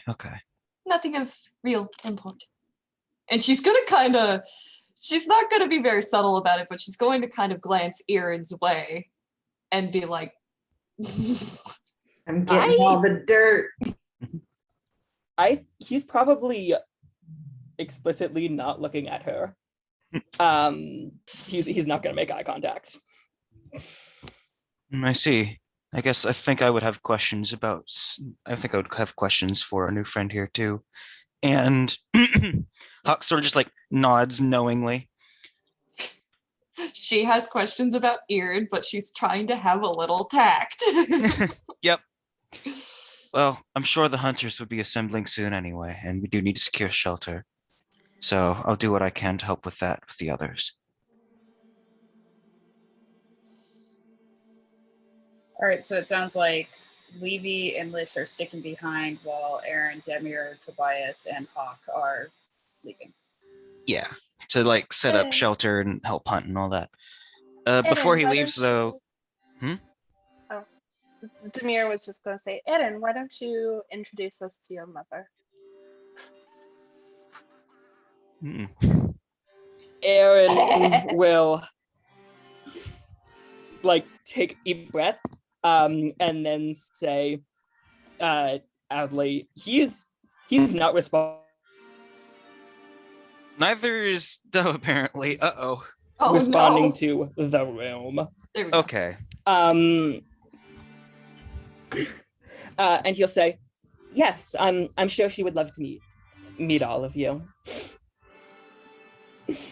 And then I think sensing that everybody's kind of leaving Levy for privacy, she'll just be like, and like look at Levy and just be like, "You're sure?" You can stay or go. He'll kind of sigh and he'll pull the pixies out of his hair to go and stay with her. And She'll welcome them, like kind of maybe adjust her little color change scarf so that there's room on her shoulders. Excellent. he'll just come over and he'll like kind of like brush her cheek with the back of a finger and head out with the rest. Before they leave properly, Huck will turn back to Nathai and like sort of like slightly bow respectfully, like just a little bit forward and say, "Thanks for your hospitality." Of course. And when everybody finally clears out, Yeah. Levy's going to set up a little straighter and kind of take Eirran's spot, just so that she's more in front of Okay. Nathai, a little more formal, and kind of tuck herself in and try to be proper. Again, she doesn't know what she's doing, but she's trying. And she's going to say, and I would like to thank you for entertaining my whims for a moment. She's gonna kind of wait for the sound of footsteps to clear out. Because even if it is insulated for warmth, she doesn't know if it's insulated for sound. And she's going to start with, I apologize for any deception, but it's a little less scholarly and a little more concern. Though you would have the information that would put that concern at ease. What can I help with? What are you concerned about?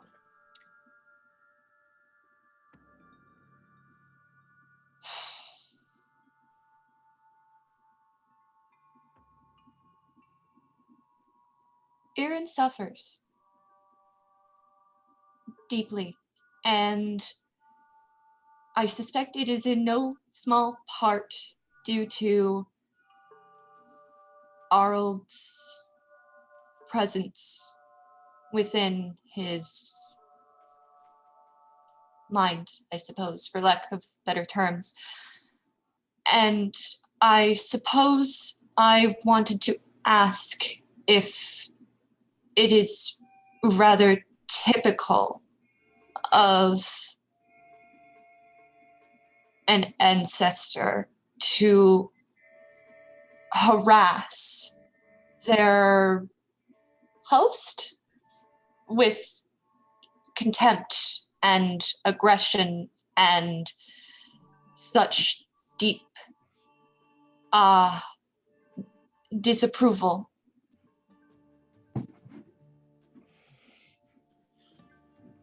Not at all. Okay. Those who have been able to summon the spirit of our oath guide himself,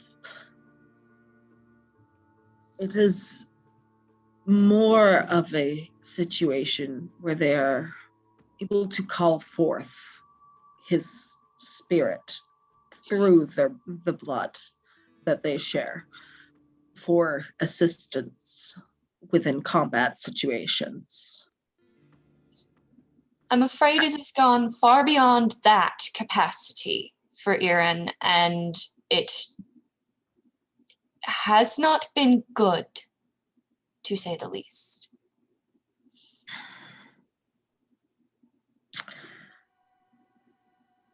The spiritual bond does not work in that way. Could it be that Eirran is being deceived by something else? Can I roll to see if she would have any idea? Yeah, roll an intelligence check. Fuck yes. Shit. Yeah, that's a 3. You have no idea. I mean, potentially it could be that. Go ahead and roll an insight check.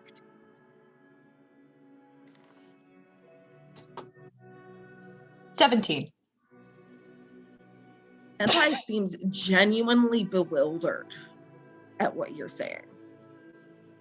And he's not even making any effort to hide it. He has not heard of anything like you're describing. Okay. She's going to shrug and actually she's just going to drop all guys of keeping her shit together, quite honestly, and she's just going to slump and fidget in her lap, and she's going to say,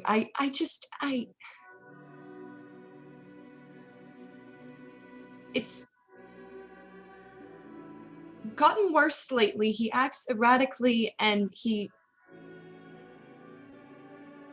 Arl disrupts almost everything that he does, or that the things that are happening around him. I'm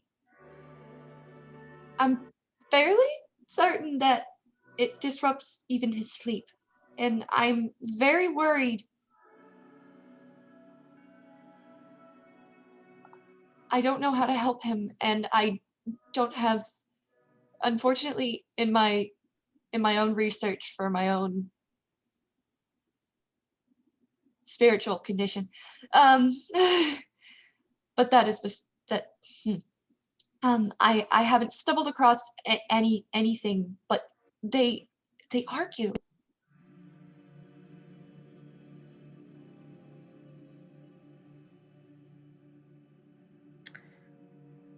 about everything, almost. That's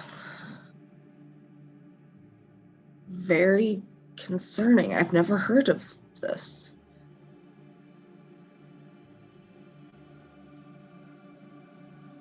Is there anything that you know about Arnold himself that would give us any idea about this, or even perhaps the creature in the woods, or just anything in history that would remotely tell us anything about at least how Eirran is being treated by Arnold, or even if it's something else, whatever is pretending to be him to get to Eirran.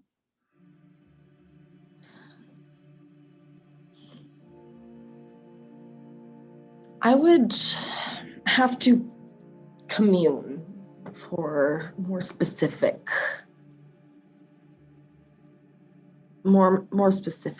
answers. I'm uncertain. Your friend mentioned that within your group,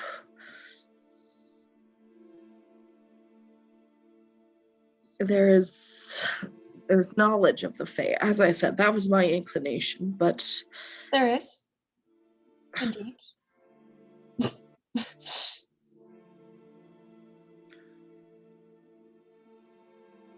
there is a shared belief within our tribe, our community, that this creature, whatever it is, it remains within these woods. And you said it is recently been speaking to him. I believe Arlt has been speaking to him for quite some time, but recently it has gotten much worse. Have you been traveling through the woods to get here? Yes. Or have you gone around them? We came through the woods. Sorry, my cat is trying to steal matches. Little baby I want to commit Precious little arson, mother. arsonist. Yeah, like What the just picks it up, puts it in his mouth. It's like, all right.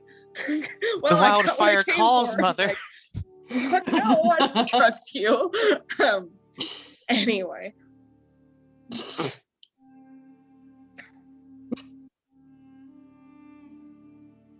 I will look through the documents kept by the tribe and do what I can to commune with nature and with spirits. I will ask for the assistance of Vitatus, as he's more knowledgeable about magical influences such as this than I am.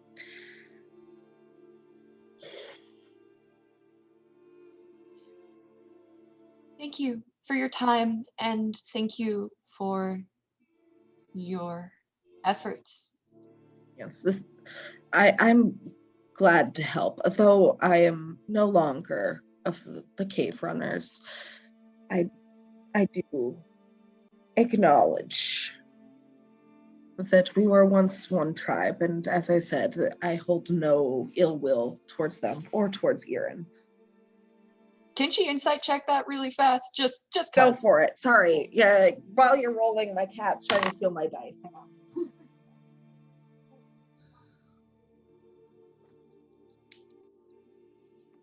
Anyway, what'd you get? I got 11. 11. He seems pretty genuine and forthright Okay. about it. Like, Well, 11.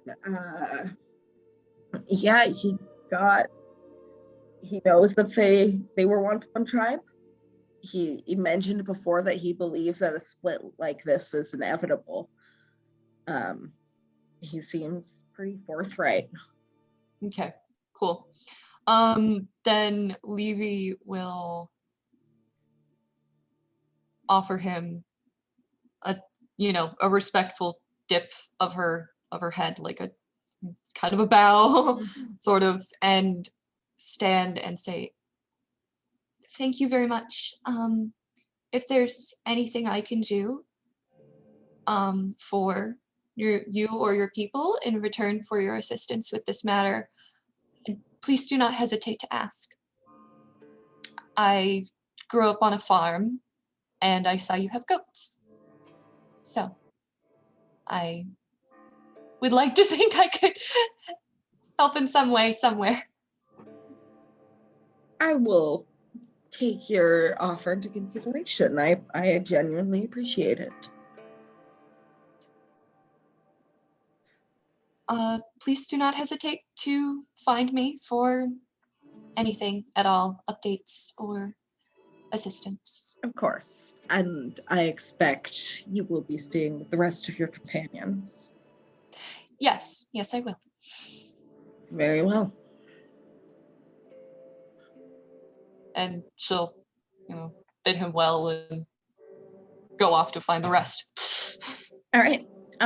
So which brings me to the other group. As you step from Nethai's tent, there is a half-elf waiting outside. He has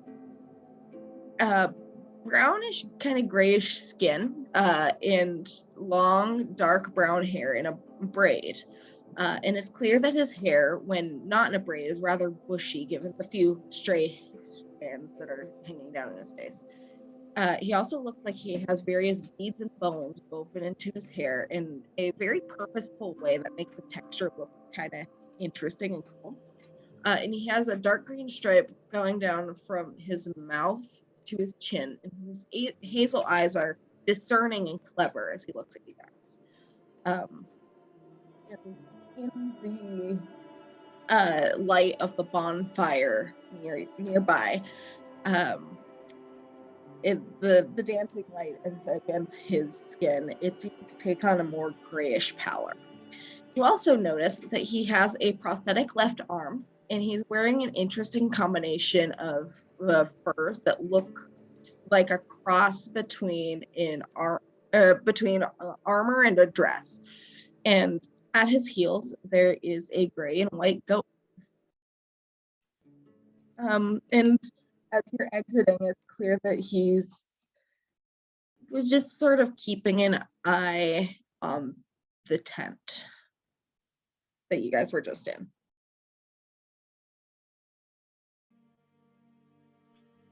Clearly some kind of druid. Yes.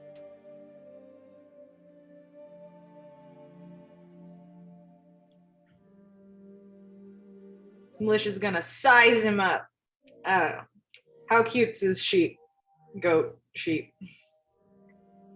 It's pretty cute. She looks like she's adolescent. And she's fluffy. Her horns are starting growing.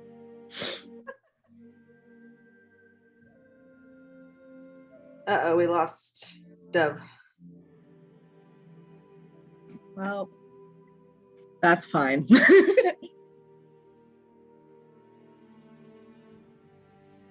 Yes, they will come back at some point, probably. Dies forever.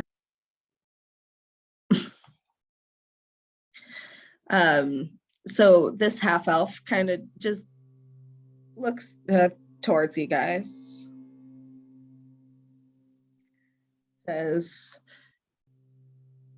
I suppose that given the lack of conflict within, you will be staying with us for a while.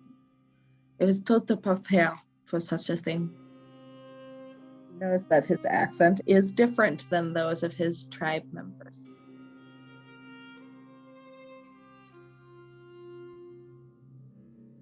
Does it sound familiar? I'm gonna ask the same question. It's drowish kind of accent, isn't it? Yeah. It is. It's a more drowish accent. Oh, okay. I was like, I know we've heard that accent before. Person is what? Half drow, half elf, half human? Half drow, half human. There you go. Cool. What was I already forgot the Scald's name. I am terrible. What's his name again? Nethai the Voice. Nethai, okay. Nethai. Yes, so said Nethai, I believe. And you are? My name is Vitatus. One more time. Vitatus. Vitatus. Vytautas. Oh, this is the guy we were told to see. Cool. Yes, I'm Hawk. It's nice to meet you. Nethai told us that we should speak to you about shelter for the night. Yes, I can get such a thing arranged, I believe. How many are you in your group? 6. 6. Okay. Very well. We've already gotten our tents set up. But I would be able to get a tent set up for you to a little bit to the side. You would be not as protected, perhaps, but it would protect you from the cold overnight. Poor Dove. They must be having a lot of tech issues or something. Yikes. All right. Thank you for setting it up on such short notice. I already pledged myself to help your hunters, but if I'm ever around and need a hand, don't hesitate to ask. The hunters will be leaving in the morning. That is usually how things go. In the meantime, I suppose that you will have been told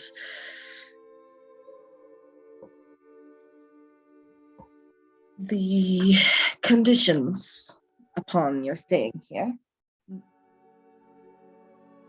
Respect, caution, not doing anything to endanger anyone of the Snow Spear's tribe.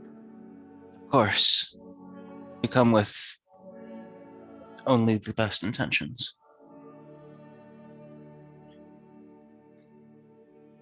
Is it only Hawk that's going to be talking right now, or are Guys, don't let the 8 charisma robot do the talking for the party. Are Demir and I mean, what are we trying to convince them to not stick us on the edge of the tents? I mean, no, I'm like, is more than anyone fine. saying anything? I Is want anyone to else give you gonna an talk to this opportunity to wonderful talk, 'cause half it's only drow been that's- Hawk talking. I mean, Lish is gonna be whenever Hawk is done talking about tents, he's gonna be just like, so where is Eirran's mother located at?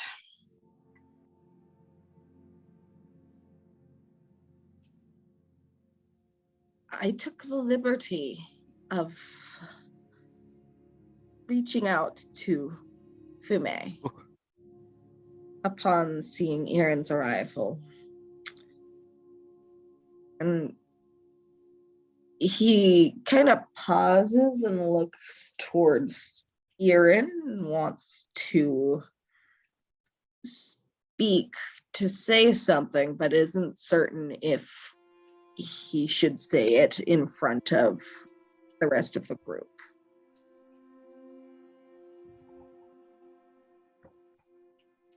And what was her response? Trying to sort of gauge Eirran's response.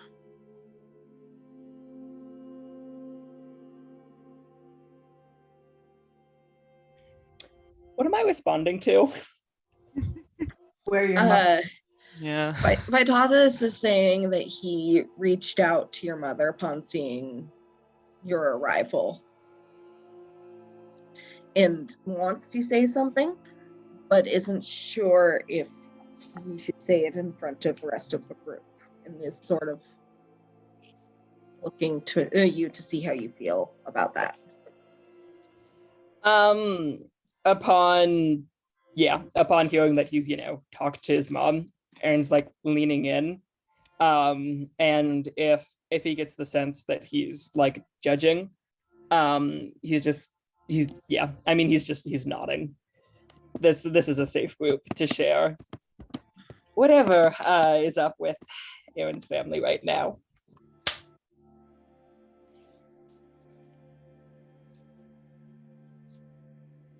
She does not want to see you. Oh.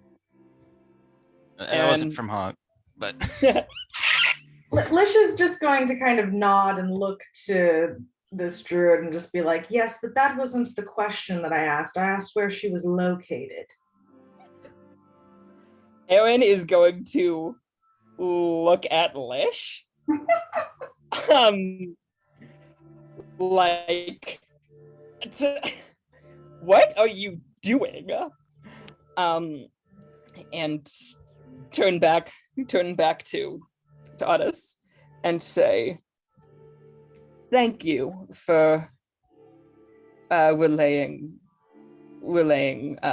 these messages for us. It is appreciated. Lish is still kind of waiting for an answer from the druid as far as location goes.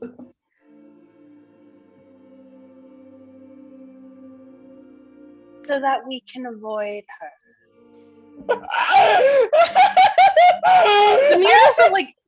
Demir doesn't look at all like shocked or surprised or anything like that Aaron's mom wants nothing to do with him.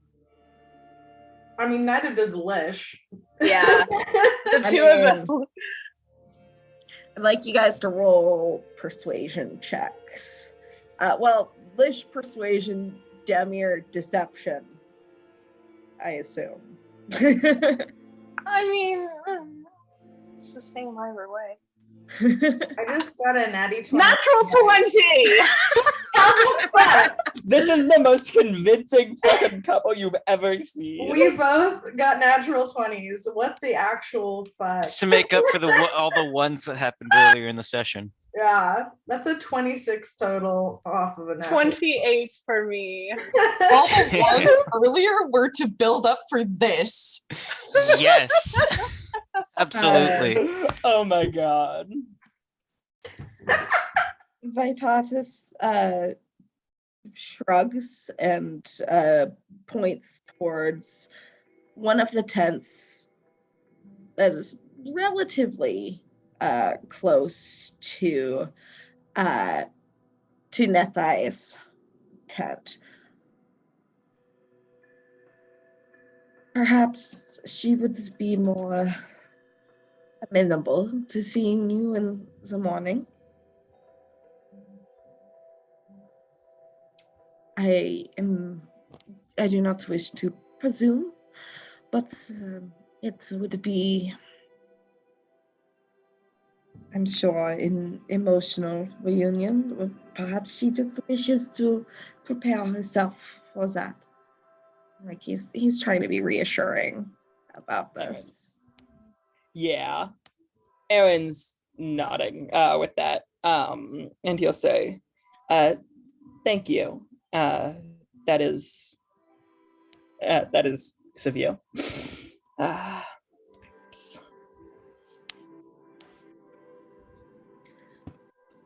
So I can get you set up, perhaps, with a tent. Yes.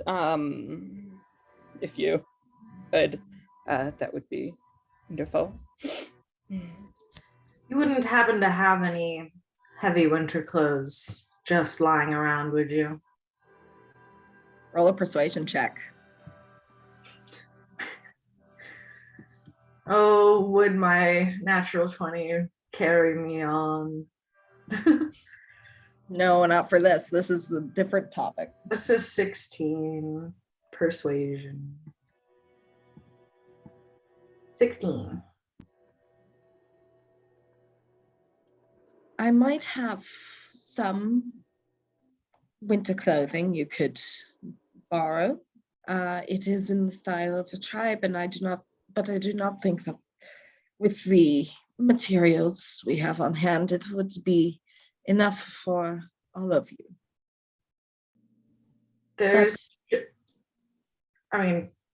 Eirran seemed all right throughout all this, so he's gonna be like, no, there's only 3 I worry for, so. That would be enough. If you all would assist me in setting up the tent,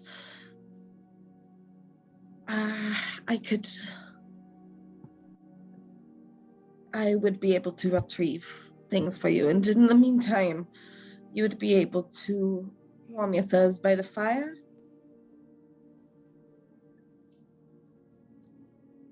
Definitely. Yes.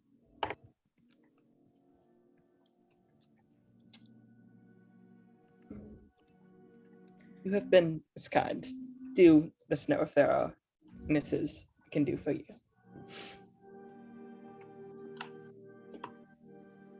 Let us set up your sleeping area. I can see that most of you have sleeping packs already. Let's let us get you protected from the cold overnight. And he leads you to a space that is outside of the circle of tents, with a bonfire in the middle, still very close to the encampment, so that it's clear that you are more or less a part of things, but it is obvious to onlookers that your space is set up afterwards. He leans down, let's see, and starts to cast a few spells to help clear the snow, to ensure that you guys would be able to set up the tent without too much trouble. Not quite. It's actually around this point that Levy would leave the tent to see a sphere of fire sort of rolling through an area to clear the snow. When you walk over to it, which I assume you do, you see your friend standing there as a half drow is clearing the snow. And it does help warm those of you that had the level of exhaustion, warm you guys up, not to the extent that you are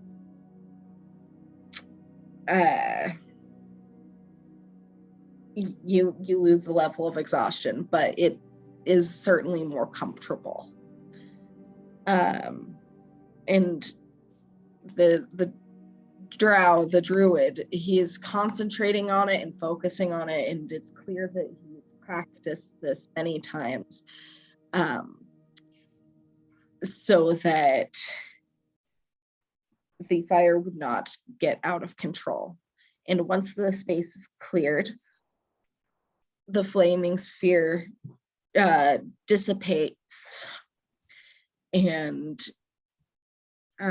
he, with your guys' help or anyone who wishes to assist him in this, set up a tent for you guys to sleep in, big enough for all 6 of you. Wow, that's the biggest tent we've ever had. It's almost like half the party just doesn't use them most of the time. Who would have thought? We only have like one tent, and it's only like we have one tent and 3 people who would rather sleep in a tree. Pretty much. My son's an idiot. Anyway, who's assisting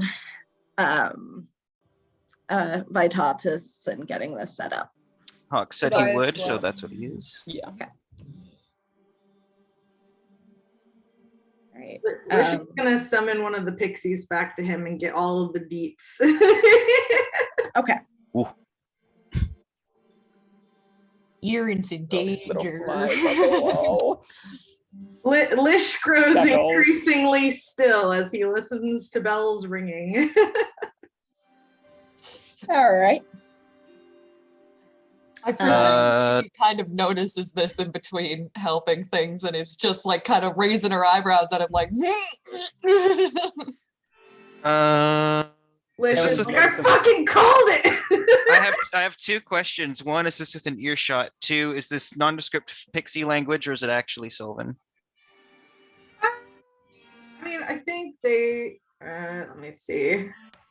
I think it's probably just like an accented Sylvan. I If guess. Pixies speak Sylvan, Yeah, let me see here. they would be speaking to Lish in Sylvan. Yeah, but it's like Okay.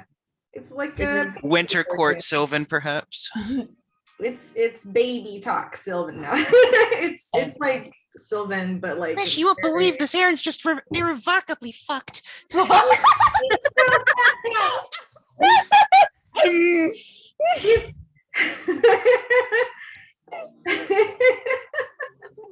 They're mad at your Eirran right now, anyways. So they're just like, Fucking bitch.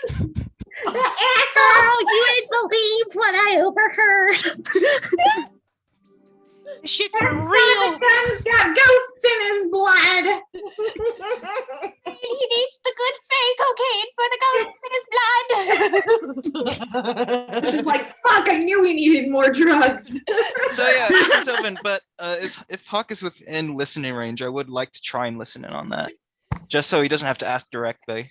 Roll a perception check. I Alright. feel like Lish would be doing it very, very soft and low key and like not close to anybody because of Okay. just the Probably a high DC they're in. then. Yes. So roll If- a stealth check then for this. Oh, a Lish. stealth check. No, Lish is rolling stealth. Oh, You're oh, rolling okay. perception. 21, by the way. Here, my stealth isn't very good.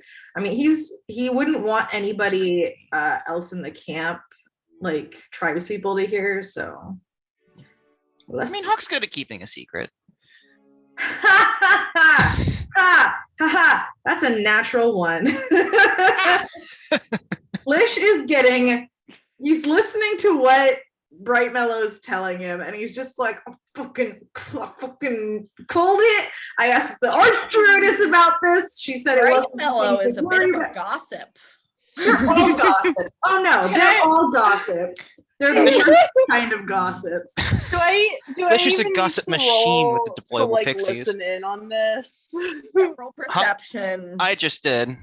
Demi. I assume see. Tamir is like right next to Lish. I feel like with a natural one, if you wanted to like listen in, like you can. Yeah, I mean, but, what's the like, total number? You might as that's well a know. 22. Okay, never mind. Definitely. The roll is mostly to see if Demir also rolled a natural one. Yeah, okay, that's fair. The dice are putting us on the fucking Tower of Terror today. Jesus Christ. I still God, want there this to be is any They want us to secret. know. The Yeah, dice no. are the dice are snitches. The dice are The gossip. dice are snitches. Yeah, but no, Lish is like, once the story like kind of like starts clicking a little bit more together, he's like kind of a little pacing. Not significantly, but just like I've connected the dots. You haven't connected shit. I've connected them.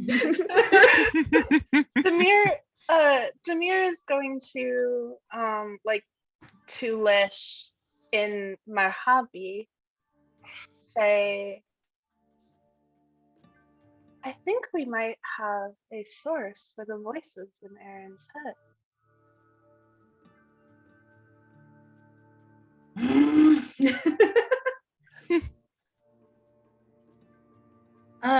Levy, comprehend languages lasts an hour, right? It sure fucking does. Your secrets are mine, quoth Levnara. Hey, she's not a snitch though. Levy knows all this because so Levy I knows mean, she was that. already there. It's not Yeah. like So now Yeah. I just need to get Tobias in on this. So now everyone but Eirran knows what's up with him. Everybody but Eirran. Fucking- Fucking Yeah, possessed. like the little group is having like their secret conversation, whatever, and Tobias, he's at 2 levels of exhaustion. It's starting to hit him now. He's starting to be tired and spaced out a bit. He's just like one track mind, focused on trying to get this tent to work. At one point, you might just see him standing there staring at the ground while holding something, just Poor like boy. brain short circuiting before realizing, oh, right, I need to be doing this. When Levy's Hawk gonna does help notice her. this, he's going to help out Tobias whenever he has a moment. Levy's also Aaron's- helping Toby. It's Yeah. just- Yeah, I he- assume Hawk's everybody's not like helping except for Lish right now. Yeah, So yeah, Hawk's just like eavesdropping while doing this. He's got like 2 windows open in his mind or something. When tabs. Levy shows up, Aaron noticeably just does not. He's not Levy right now. And I would hope that Eirran isn't Levy. He's not acknowledging Levy right now. Okay, thank you. And yeah, if she's just, like walking around in the corner, Aaron's gonna start avoiding that too. That's not gonna fly. But she'll deal with it later. With the tent set up and they're warm. So the tent, those of you that assisted in getting the tent set up, with your permission, Vitatus cast guidance on you guys. And once it is set up, he kind of nods to you all respectfully and heads back towards the bonfire where the majority of the tribe is. Does anyone else go back to the bonfire? As he leaves, Hawk's actually gonna sigh a bit, just like a not out of like stress, but more of just like I don't know what the word would be, but it's not like a stressed sigh. It's like a like let's say it's a sigh of remembrance. Let's do that. Let's go with that word. All right. The minute the tent's set up, Aaron crawls right into it. Okay. He's done with this day. Levy, you do notice the little 3-year-old who had been playing with your dancing lights. She's watching you. Awesome. Cool. Hang on. You have gained a child. Fuck yeah.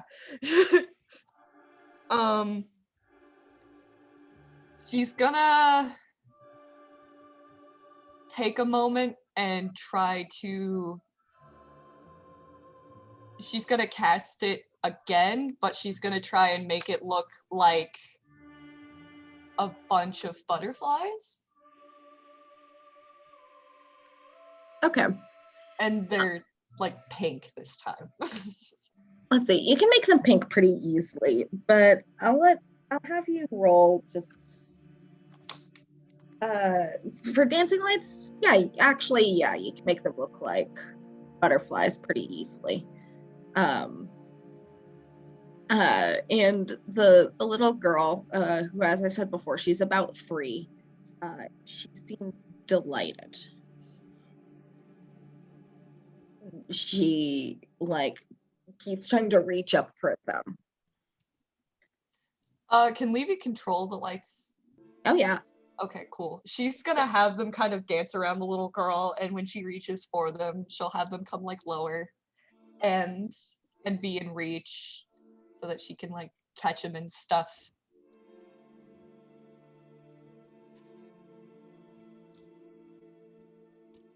Yeah, she's She does not, she actually is able to catch them pretty well, and when her hand goes through them, like she giggles, and then she calls over to a woman who looks a lot like her. Eirran, you're inside the tent, you don't know their names, never mind. She calls over, "Mommy, it's warm." Oh, Leafy's grinning. She just thinks that this is the best thing that's happened to her all day, and it kind of really is. So.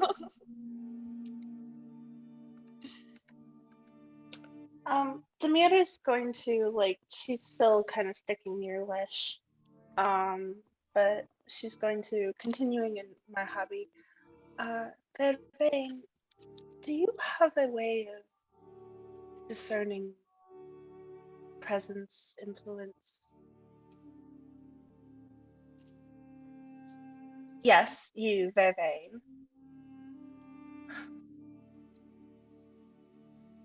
Let me check my spells. Certainly not today. Discerning a presence. Or I can detect good and evil. that might be useful. I have lesser restoration. I have protection from energy, but that wouldn't really work for this. I mean, neither would less restoration, honestly. That's Well, for like no, but I mean, what does Lish know about whatever the fuck Right. this is? That's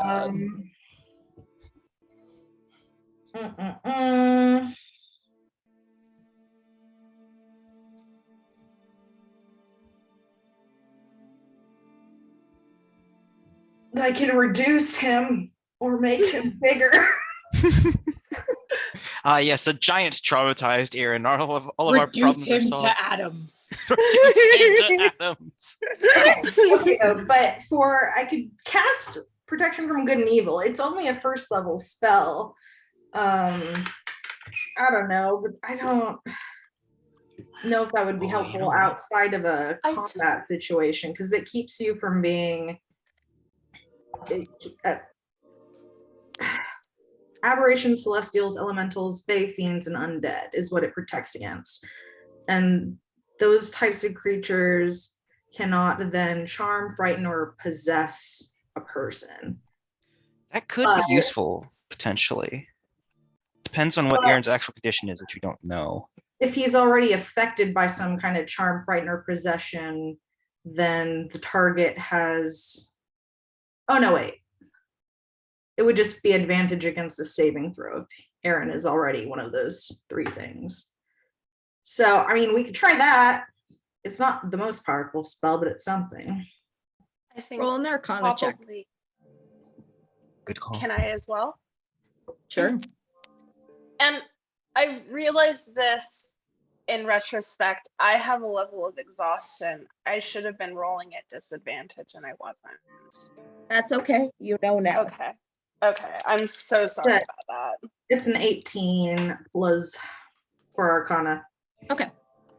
That is a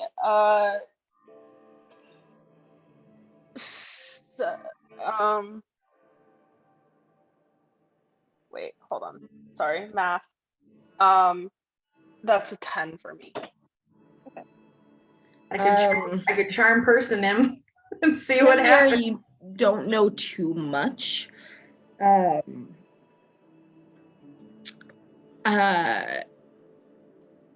Lish, you know of magical items that would prevent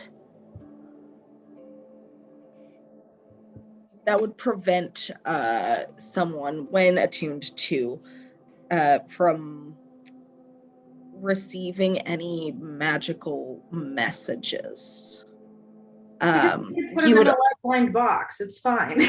You would also know that non-detection, the spell, can help with this, which you would normally be able to have access to, but not as a mortal druid. Yeah, no. That would lie more in the realm of bards, rangers, or wizards, to your knowledge. Don't have any of those.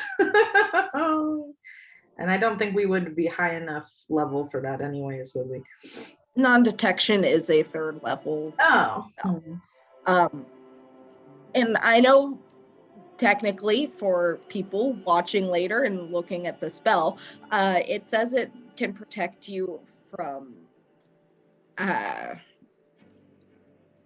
divination magic, and I know that lots of communication spells are evocation for some reason.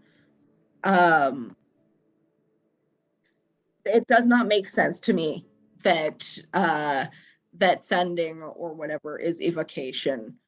It makes sense to me that it would be divination. Yeah, I don't know. So I've changed that in this world. In my rule book. Because I'm God and I get to say so. Oh, yeah. Well- Yeah, I could detect whether or not he's evil. I think I have maybe one of those sorts of things. I can give him advantage if he's being possessed by something. This is all in Maharabi. I don't have anything that can blast an influence out of him. I wasn't necessarily thinking that, but perhaps knowing the nature of the voices in his head could be revealing that.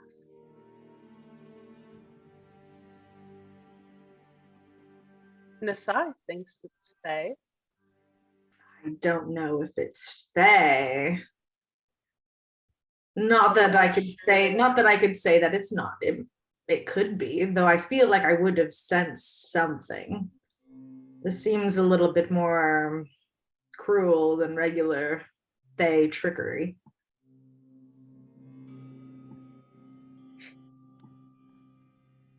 Plus, this creature has been with Eirran for quite some time. I think he said that he'd been hearing the voices since he was younger, at least In while the he woods, was in the woods. in its realm. Yes, but for a long time. Does a creature that exists for ages and ages not plan its moves carefully Certainly. over many years? Certainly.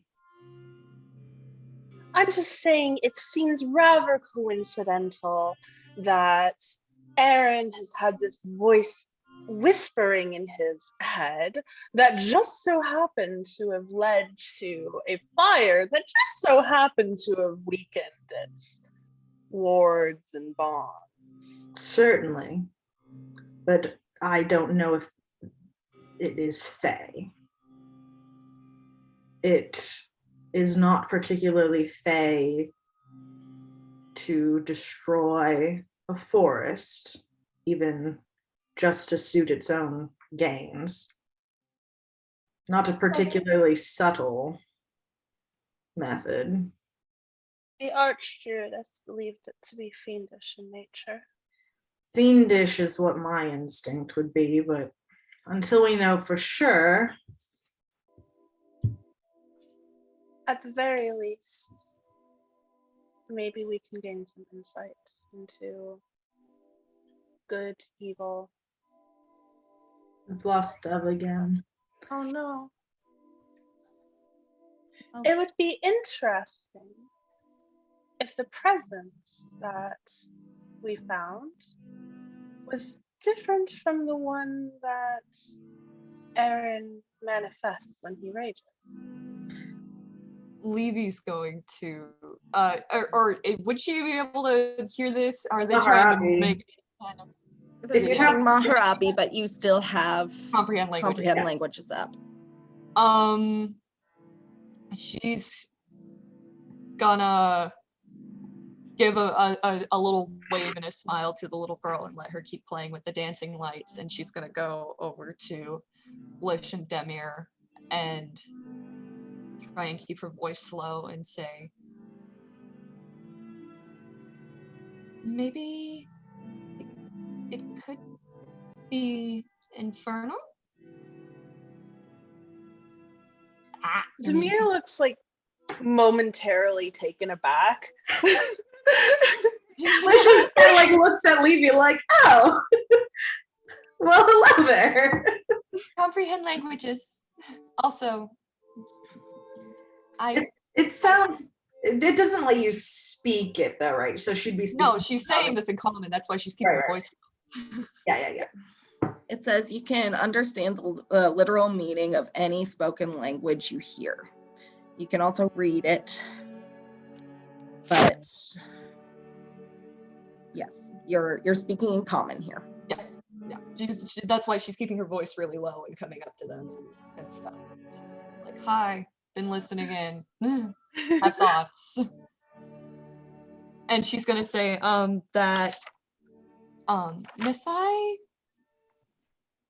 I'm sure the pixies told you, but Mythai does not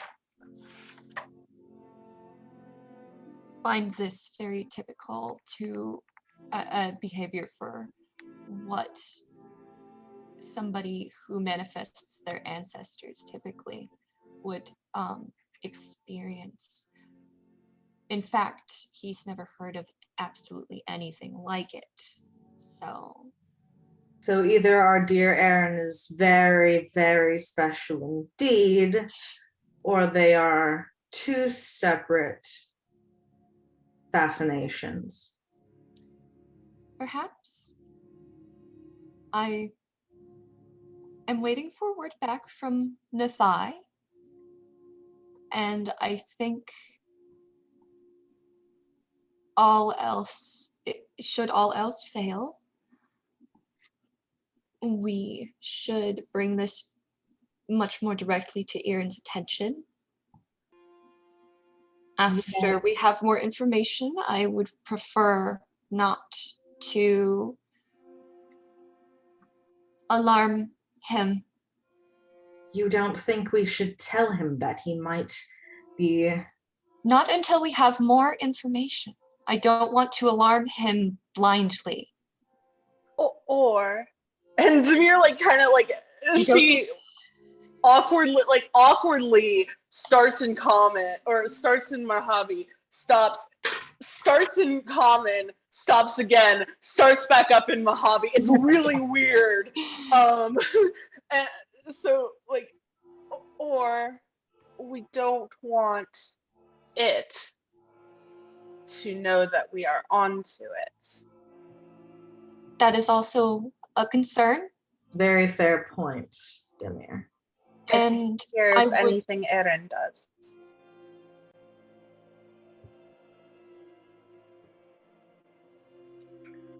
Is Eirran abdicating his role in leadership going to lead to more conflict and fallout that this creature could use to gain more power? What does the creature gain from Eirran's next steps?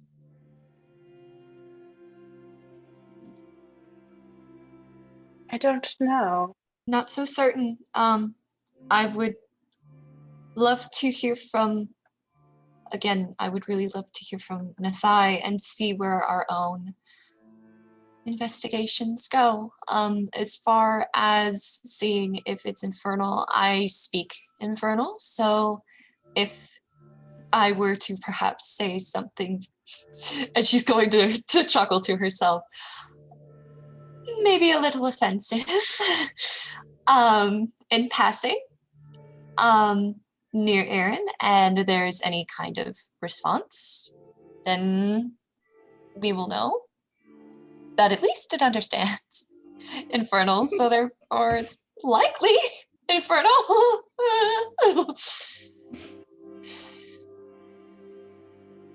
I think it is best if the three of us keep our cards close to our chest for now and wait and see. I don't think it will be just us three. And Lish kind of makes eyes over towards Hawk, whom I'm sure he's noticed listening in. Indeed. Well, we're And- speaking a language Hawk can't understand. I know, but Um, Hawk could overhear Lish talking earlier. So anything that happened in the tent with Levy that Yeah. Brightmel told him, Hawk knows. So And whatever Nathai finds out, he will find me and inform me of it. So, Does Lish look towards Hawk when he says that? He is just like standing nearby, and once he notices Lish looking towards him, he looks back and says, "Is it my turn to be included in the conversation now?" are you going to continue standing over there, or are you going to come over? I don't think it is necessary, Hawk. I think you can continue setting up camp. Demir, please. I don't think, and Demir is going to switch back to Mojave.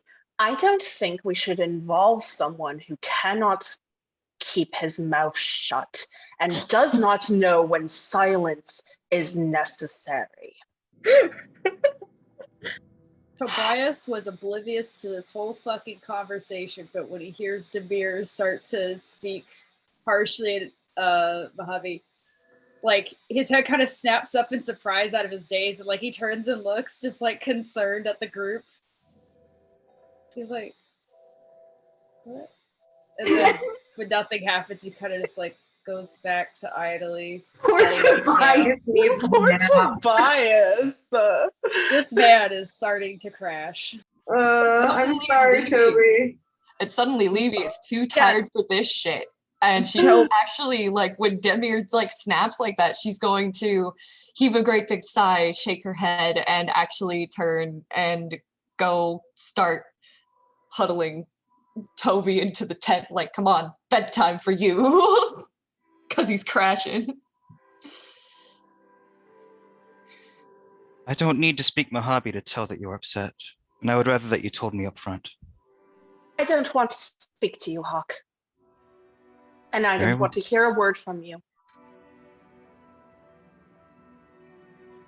Very well. Demir is going to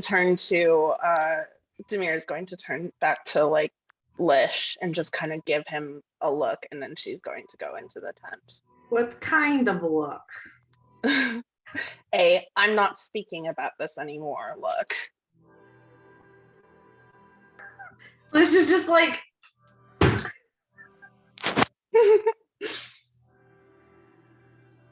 just like talks back to her, and Maharabi like, nothing is going to get done if nobody knows what is going on. She's not saying anything else. She's walking into the tent. When Levy and Tobias walk in, Eirran has set his sleeping stuff across from the door on the other side of it, and his battle axe is placed right next to the door. So right opposite side of the tent as he's on. And when the two of them walk in, he's going to say, "Oh, perfect. Just hoping to see. I think I owe both of you an apology." Tobias looks at Eirran. The man looks exhausted. And he says, "I do not care to speak to you at the moment. I just wish to sleep." And he goes over to one side of the tent, just kind of like starts dropping his stuff down and preparing to just lay down and pass out for fucking hours. Poor boy. He's at 2 levels of exhaustion, isn't he? Mhm. Yep. It goes up to 7, and then you die. Yay! Yeah. Levy's going to heave another great big sigh, and just kind of offer Eirran a little bit of a grimace and just say, "The way things are right now, I think you should probably save any apologies for the morning. We should all just rest and get our better judgment and faculties about us before we try to settle anything. Aaron's going to nod and then say, yes, I wouldn't want restitution for past problems I've made to itself be a problem, as should do we need. And she's going to actually stoop at the doorway and pick up Eirran's battle axe and just rest it by her side, relaxed, and just give him this disappointed look, and just say, not only that, but we aren't the only ones you owe apologies. And don't break your promise to me again. And she's going to very pointedly set up her bedroll next to Toby, in between Eirran and Toby, and leave the battle axe close at hand. Hawk and Lish, do you two eventually make your way into the tent, or do you stay outside all night? I'm not gonna stay outside all night, but he's gonna take his sweet ass time. So Okay. will Hawk, because he's like contemplating something, but eventually he is going to speak up and say, Did I say something wrong?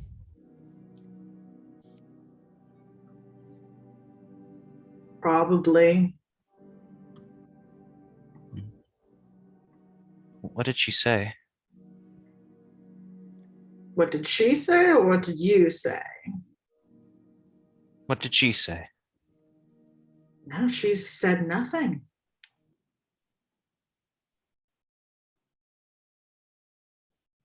Right. You can kind of tell that Hawk just knows that's a lie, because she clearly said something. He just didn't understand it. No, Demir's not said anything to him. And not in Mojave about him recently, like perhaps within the last 10 minutes. Oh, you're talking about just a little while ago. Yeah. Oh no. He thought you were talking about why she's mad at you, because she hasn't talked to him about why she's mad at Hawk. Oh, But we all know why. we know why. They don't. Oh no. Okay, in that case, then Lish will instead be like, well, you overheard what Bright Mellow told me. Only out of concern. I would have asked you later had I not been able to hear it. Okay. Well, you've overheard. Hazard a guess. Well, I can only guess that you're all very concerned about him. And I am too. And concerned for us as well, as a result. Lish is gonna sit down heavily in the snow. It's kind Hawk of will join him. He's not bothered by putting his butt in snow. no. Just kind of take a second to just kind of like headache.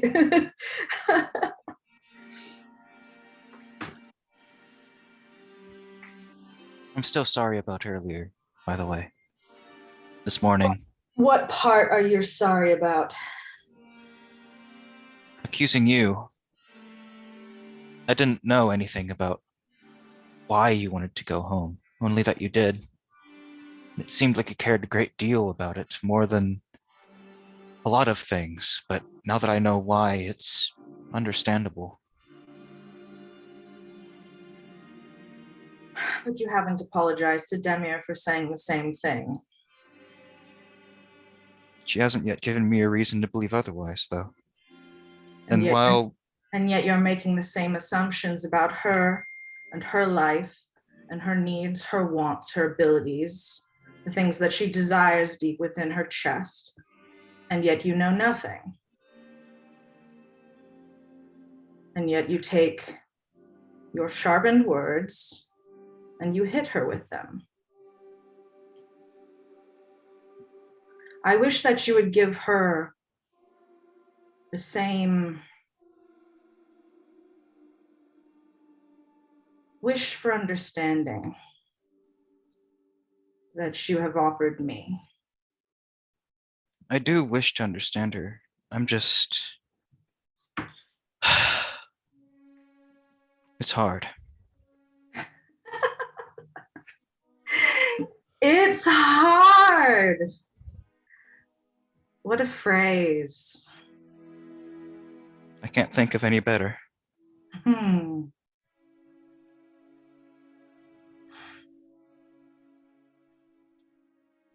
She's always seemed more unfriendly towards me than anything else. And haven't I?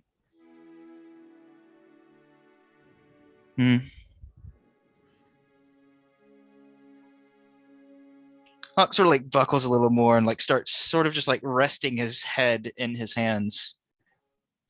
And now I don't know if she would listen to an apology. Once you have trespassed against her, it is incredibly difficult to find your way back.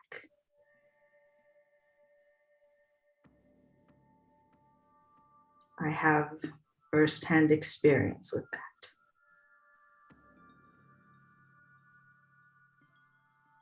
And he does not look happy about saying that.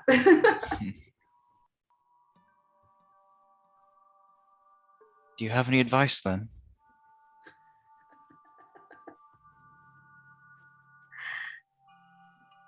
He just kind of takes this kind of shuddering inhale, a little just.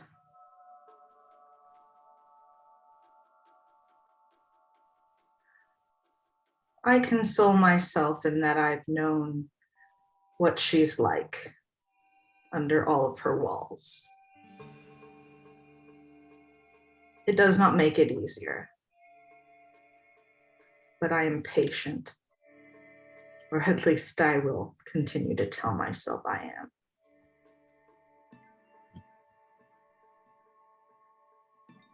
Who knows, Hawk? You have potentially just as many years left in you than me. Maybe you'll have enough time to make amends. I would hope sooner rather than later, considering where we are, the position we're in, what we could be up against. Well, if you're able to manage that feat, then I will be the one taking my advice from you.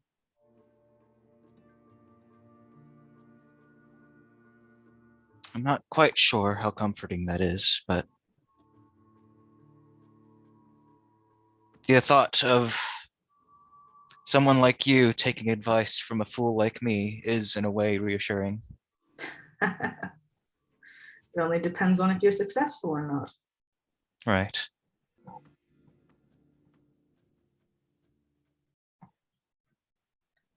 Hawk looks up at the sky real quickly, or like just not quickly, just like slowly starts looking up at the sky, yeah, and says, Lish, have you ever run into anything that reminds you of home here? Aside from the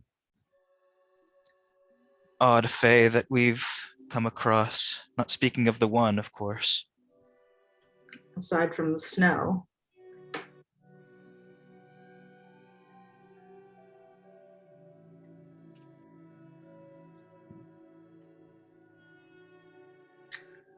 I mean, these woods, though burned as they are, have areas where they're similar.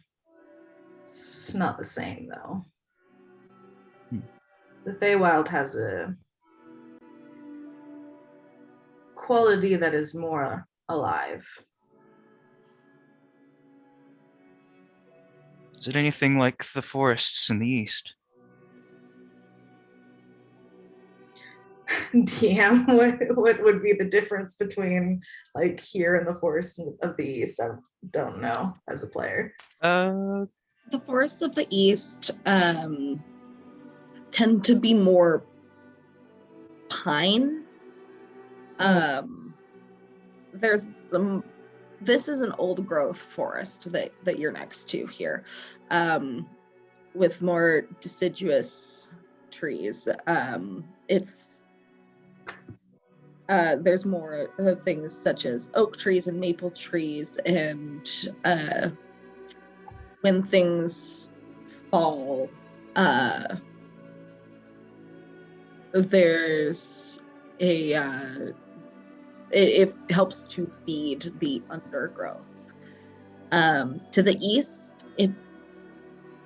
there's more pine trees, and there are creatures that live there and grow there.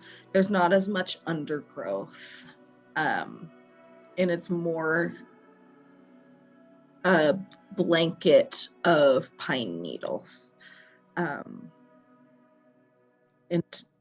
they are different forests, of course, but would you say that the spiritual Right. or like fae presence is about like equal in either as far as Lish's knowledge? there's a much stronger fae presence in the Adai forest due to its age and the fact that Sylvanas has had such a direct influence on. Yeah, there's nothing quite like an older forest. Exactly. It is a shame what happened to this place.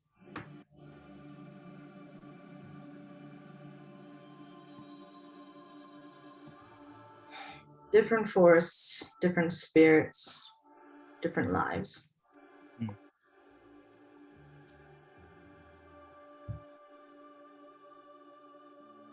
things keep reminding me of my own home. I'm sure it's not as grandiose as your own, but I think that maybe at some point I will want to go back. Just not something I've thought of in maybe a decade. And why would No. you want to go back? You cut out a little bit. I couldn't hear if it was a would or a wouldn't.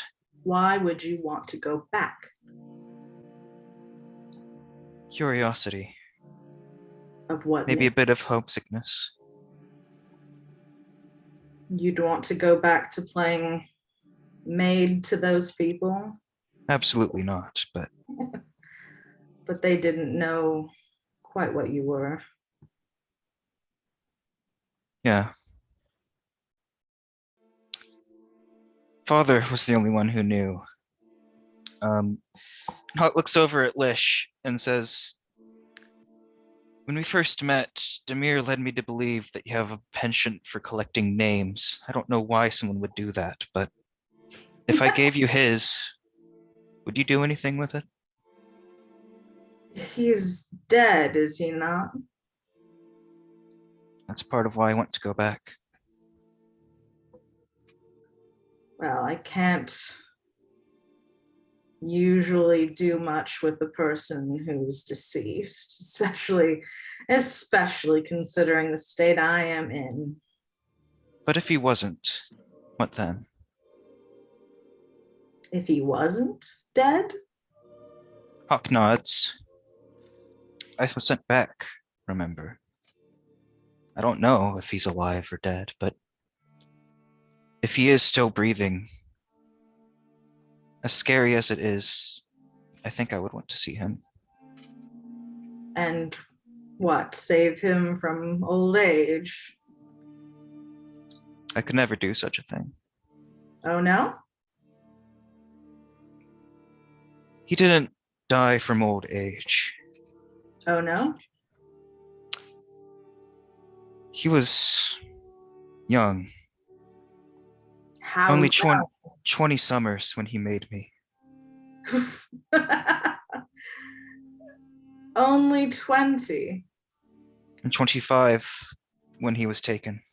Lish kind of like squints a little, like he's trying to like imagine what a 20-something exactly is. He's like, I'm pretty sure that's pretty young. Eirran's a 20-something, right? That's like in his head, he's like, this is like the youths. Then how did he die? You didn't have anything to do with it, did you? Gods, no, no. Ah, It's frightening you would even suggest that, honestly, but people are capable of anything. Accidents happen. it was not me who was his enemy, but his own heart. Ah,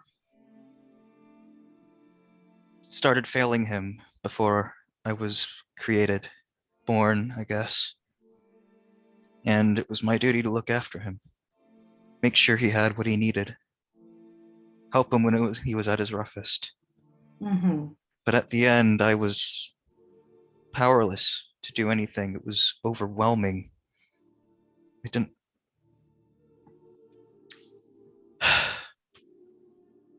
I ran.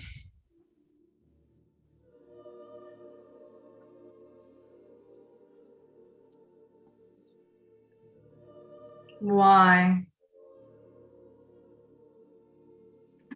He was all I knew, all, all I was made for.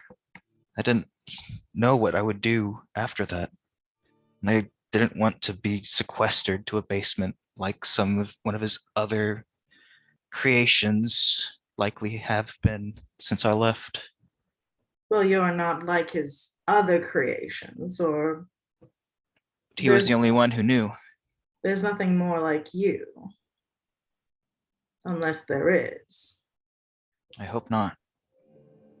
But you don't know. I don't. Hmm.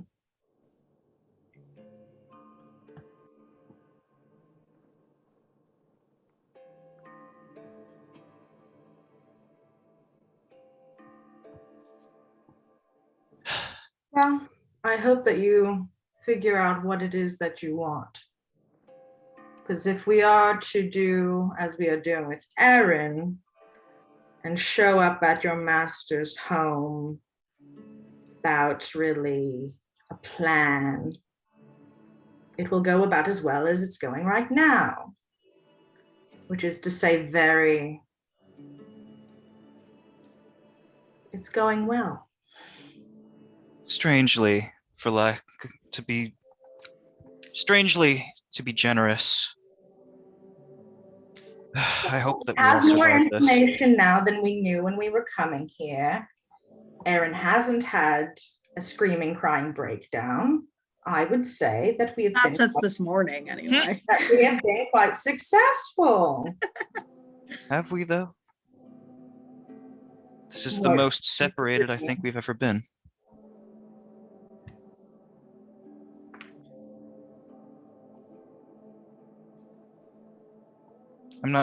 When I say that I hope we survive, I'm not concerned about Eirran turning his axe on us or whoever is possessing him, breaking free or running into whatever burned down his village all those years ago.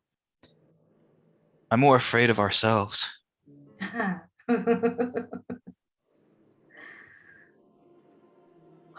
Oh. As well-intentioned as that feeling is, I do think that we should be a little bit more wary of what lies in these woods. I never said that I wasn't. I think you should be a bit more troubled by it than by everybody's hurt feelings. With that, I'd have to respectfully disagree. We're not going to kill each other, but it might kill us.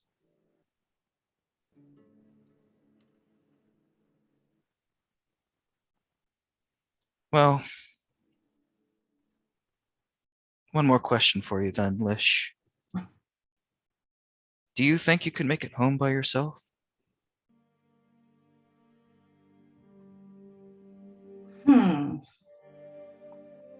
If I really needed to. Probably, given enough time. But why should I? Because that might be what happens if we don't survive. Not in the sense of living, but in the sense of these fine roses we've spent so much time gathering, wilting away.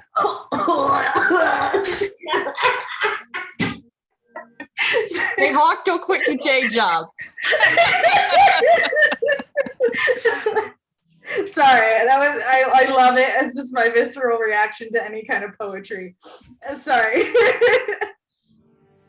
Please go on.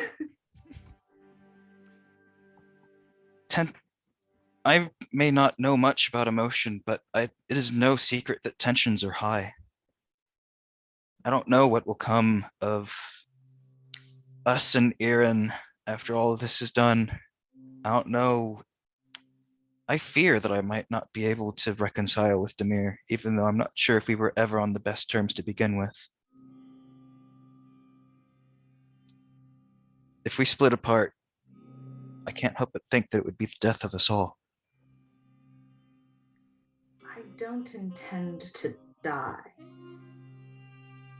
All the more reason to stick together, no? I'm not the one saying that we're going to be split apart.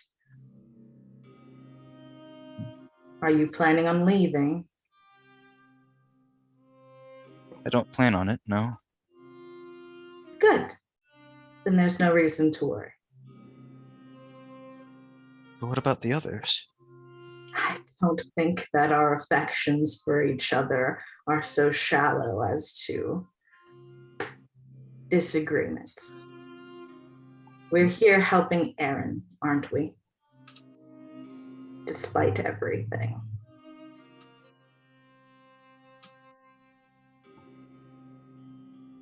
Hawk looks down at the snow and pauses for a bit before saying, I suppose you're right.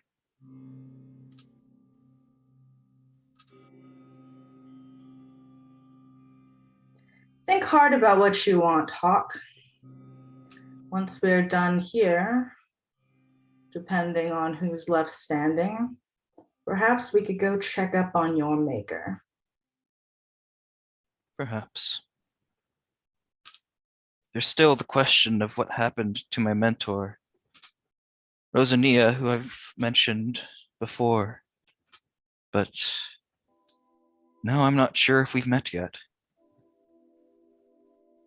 Maybe you're out there, bouncing around in the woods. Little mask and everything. Wouldn't that be charming? Two of you. It'd be interesting, to say the least. I'm not sure how he would react. Well, I suppose we'll find out. All I can say is that I was scared back then. More scared than I am now.